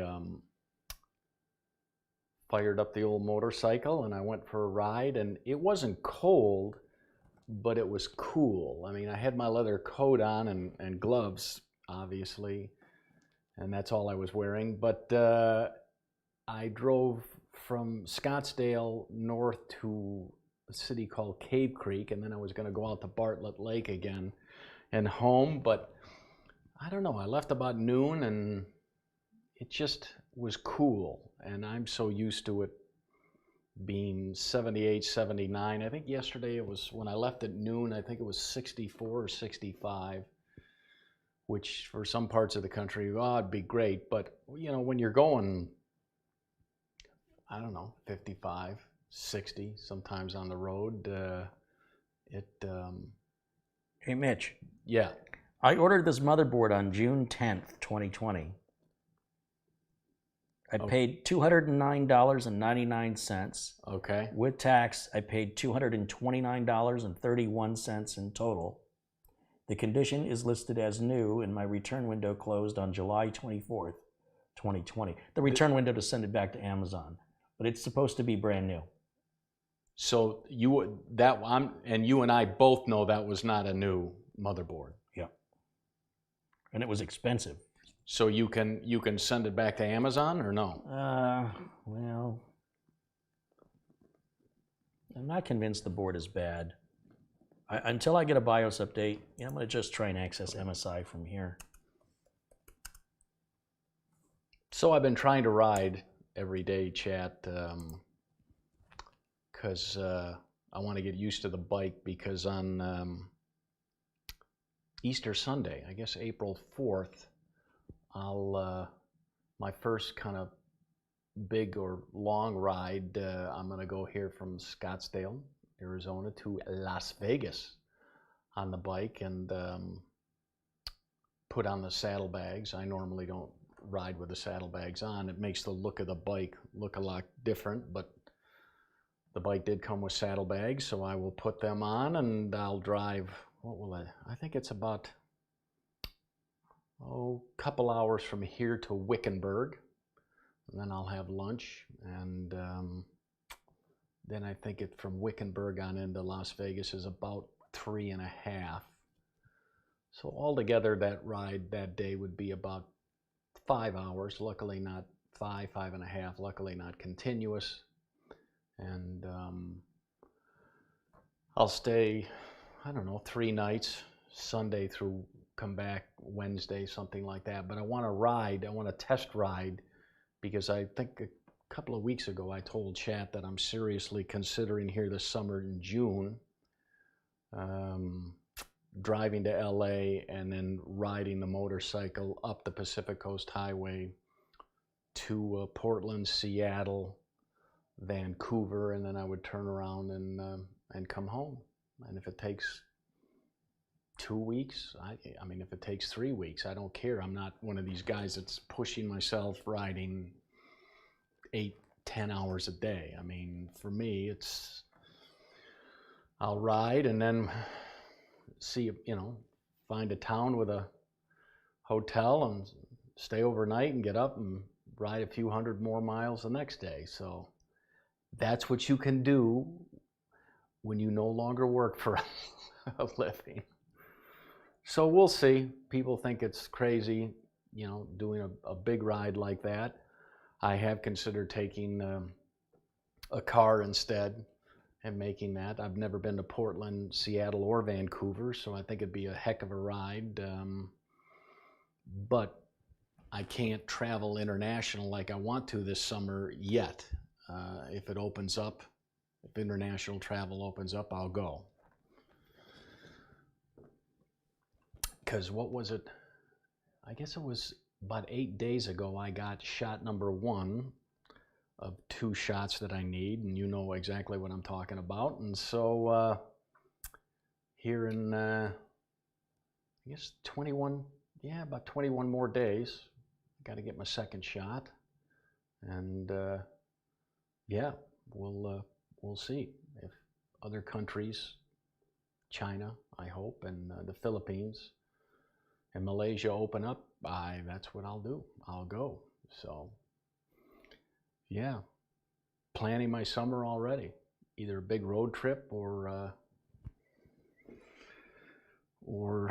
a month or 2, or any luck 3, out on me and my 42-liter backpack, 1 bag travel, and out into this big world for a month or 2 or 3. So could do both, but we'll just have to wait and see. So somebody says Sturgis. I'm a little like Carey, meaning I don't mind crowds, but that, you know, that week or 10 days is, you can get 300,000-400,000 people, and that's to me a bit much. I don't know. Well, I got a 504 error at MSI. And that was like a page not found, big time. Okay. And I will tell you, not to interrupt, but it's been, you know, he made me talk to you people alone, and it's been a long time since I've had to be this interesting. Okay, so take it. We can tell. All right, so yeah. I don't know if you guys had any questions. Well, one last opportunity. We're just at 3 hours. It's a good time to wrap up. Yeah. And then I'm really feeling hungry. It's just very unusual for me at this early, but I could eat. I'm a bit peckish myself. Terrell Cockrum contributes $5. He says, that ain't too bad. I rode from Michigan to Sturgis, South Dakota in 2 days. Whew. Okay. Saying Daniel's providing a V1C BIOS. As far as I know, this board out of the box should be compatible with all the Gen 3 Ryzen chips. It shouldn't have required a BIOS update for any of them. But again, maybe somebody tried a BIOS update on this, didn't do it correctly and break the board, but by forcing the flash BIOS on, that's still a potential to fix it.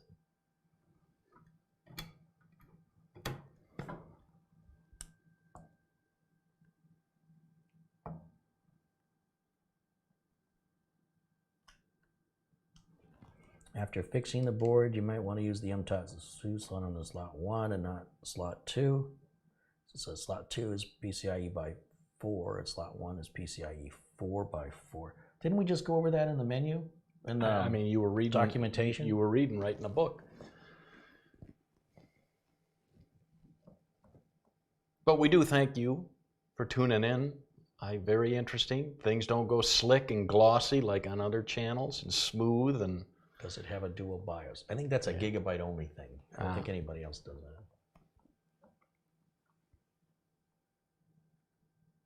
that. States different for 3950X Carey. Regardless if it needs a BIOS update or not, I can't tell if it's got a bad BIOS update, an incorrect BIOS update, an incomplete BIOS update, or if something's bad with the board. And since I cannot get a BIOS from MSI's website because their website is down, the diagnostic procedure is the same regardless. So when the site comes back up, I'll probably end up just trying that off camera. I probably think it's not going to work, but it might. And if so, great. If not, then like I said, I'll go through the process of the RMA, and I'll keep you in the loop of what happens.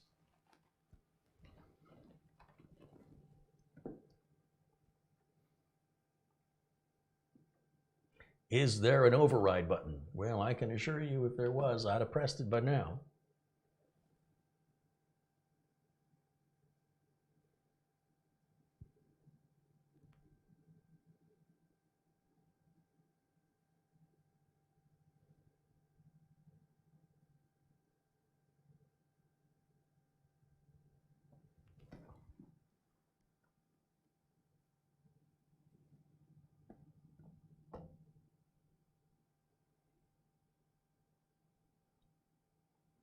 All right, guys. Well, thank you so much for hanging out with us today. We got about 567 people watching us live all over the world. And all I can say is, hold the line. We'll be back some other time, and live to do it again. Yeah, and you know, because these are real, you'll get to see how these get handled. Sometimes you just don't get instant gratification.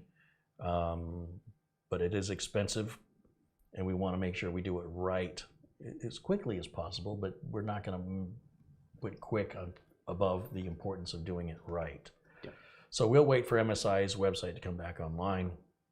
Once it does, I will attempt to flash the BIOS, and we'll see if it boots. If not, I'll open the RMA with MSI, and then I'll come back, I guess probably Monday, and I'll follow up with what's happened. Or maybe we haven't moved at all if the MSI site is still not up by Monday. Diane in Chicago, thank you for your $5 contribution. Said it was fun though, guys. Dang, the motherboard is bad. We don't know the board's bad. The website is up now, but it isn't. Go ahead and click on that for me. Click on that. No, I'm kidding.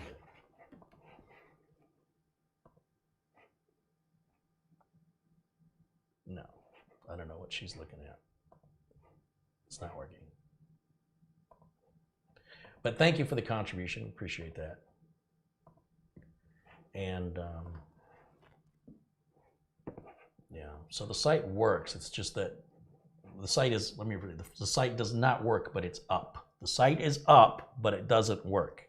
I think people are confusing the site being up with the site working. Mm-hmm. So I appreciate the intent of the information. However, it is still not working.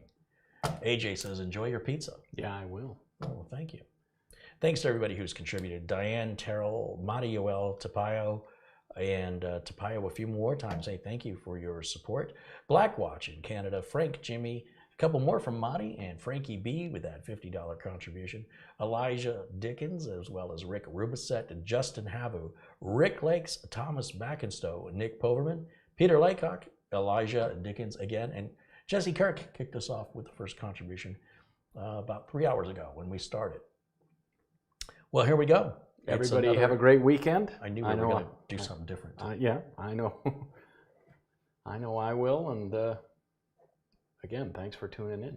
We'll see you all again very, very soon. And until then, bye for now.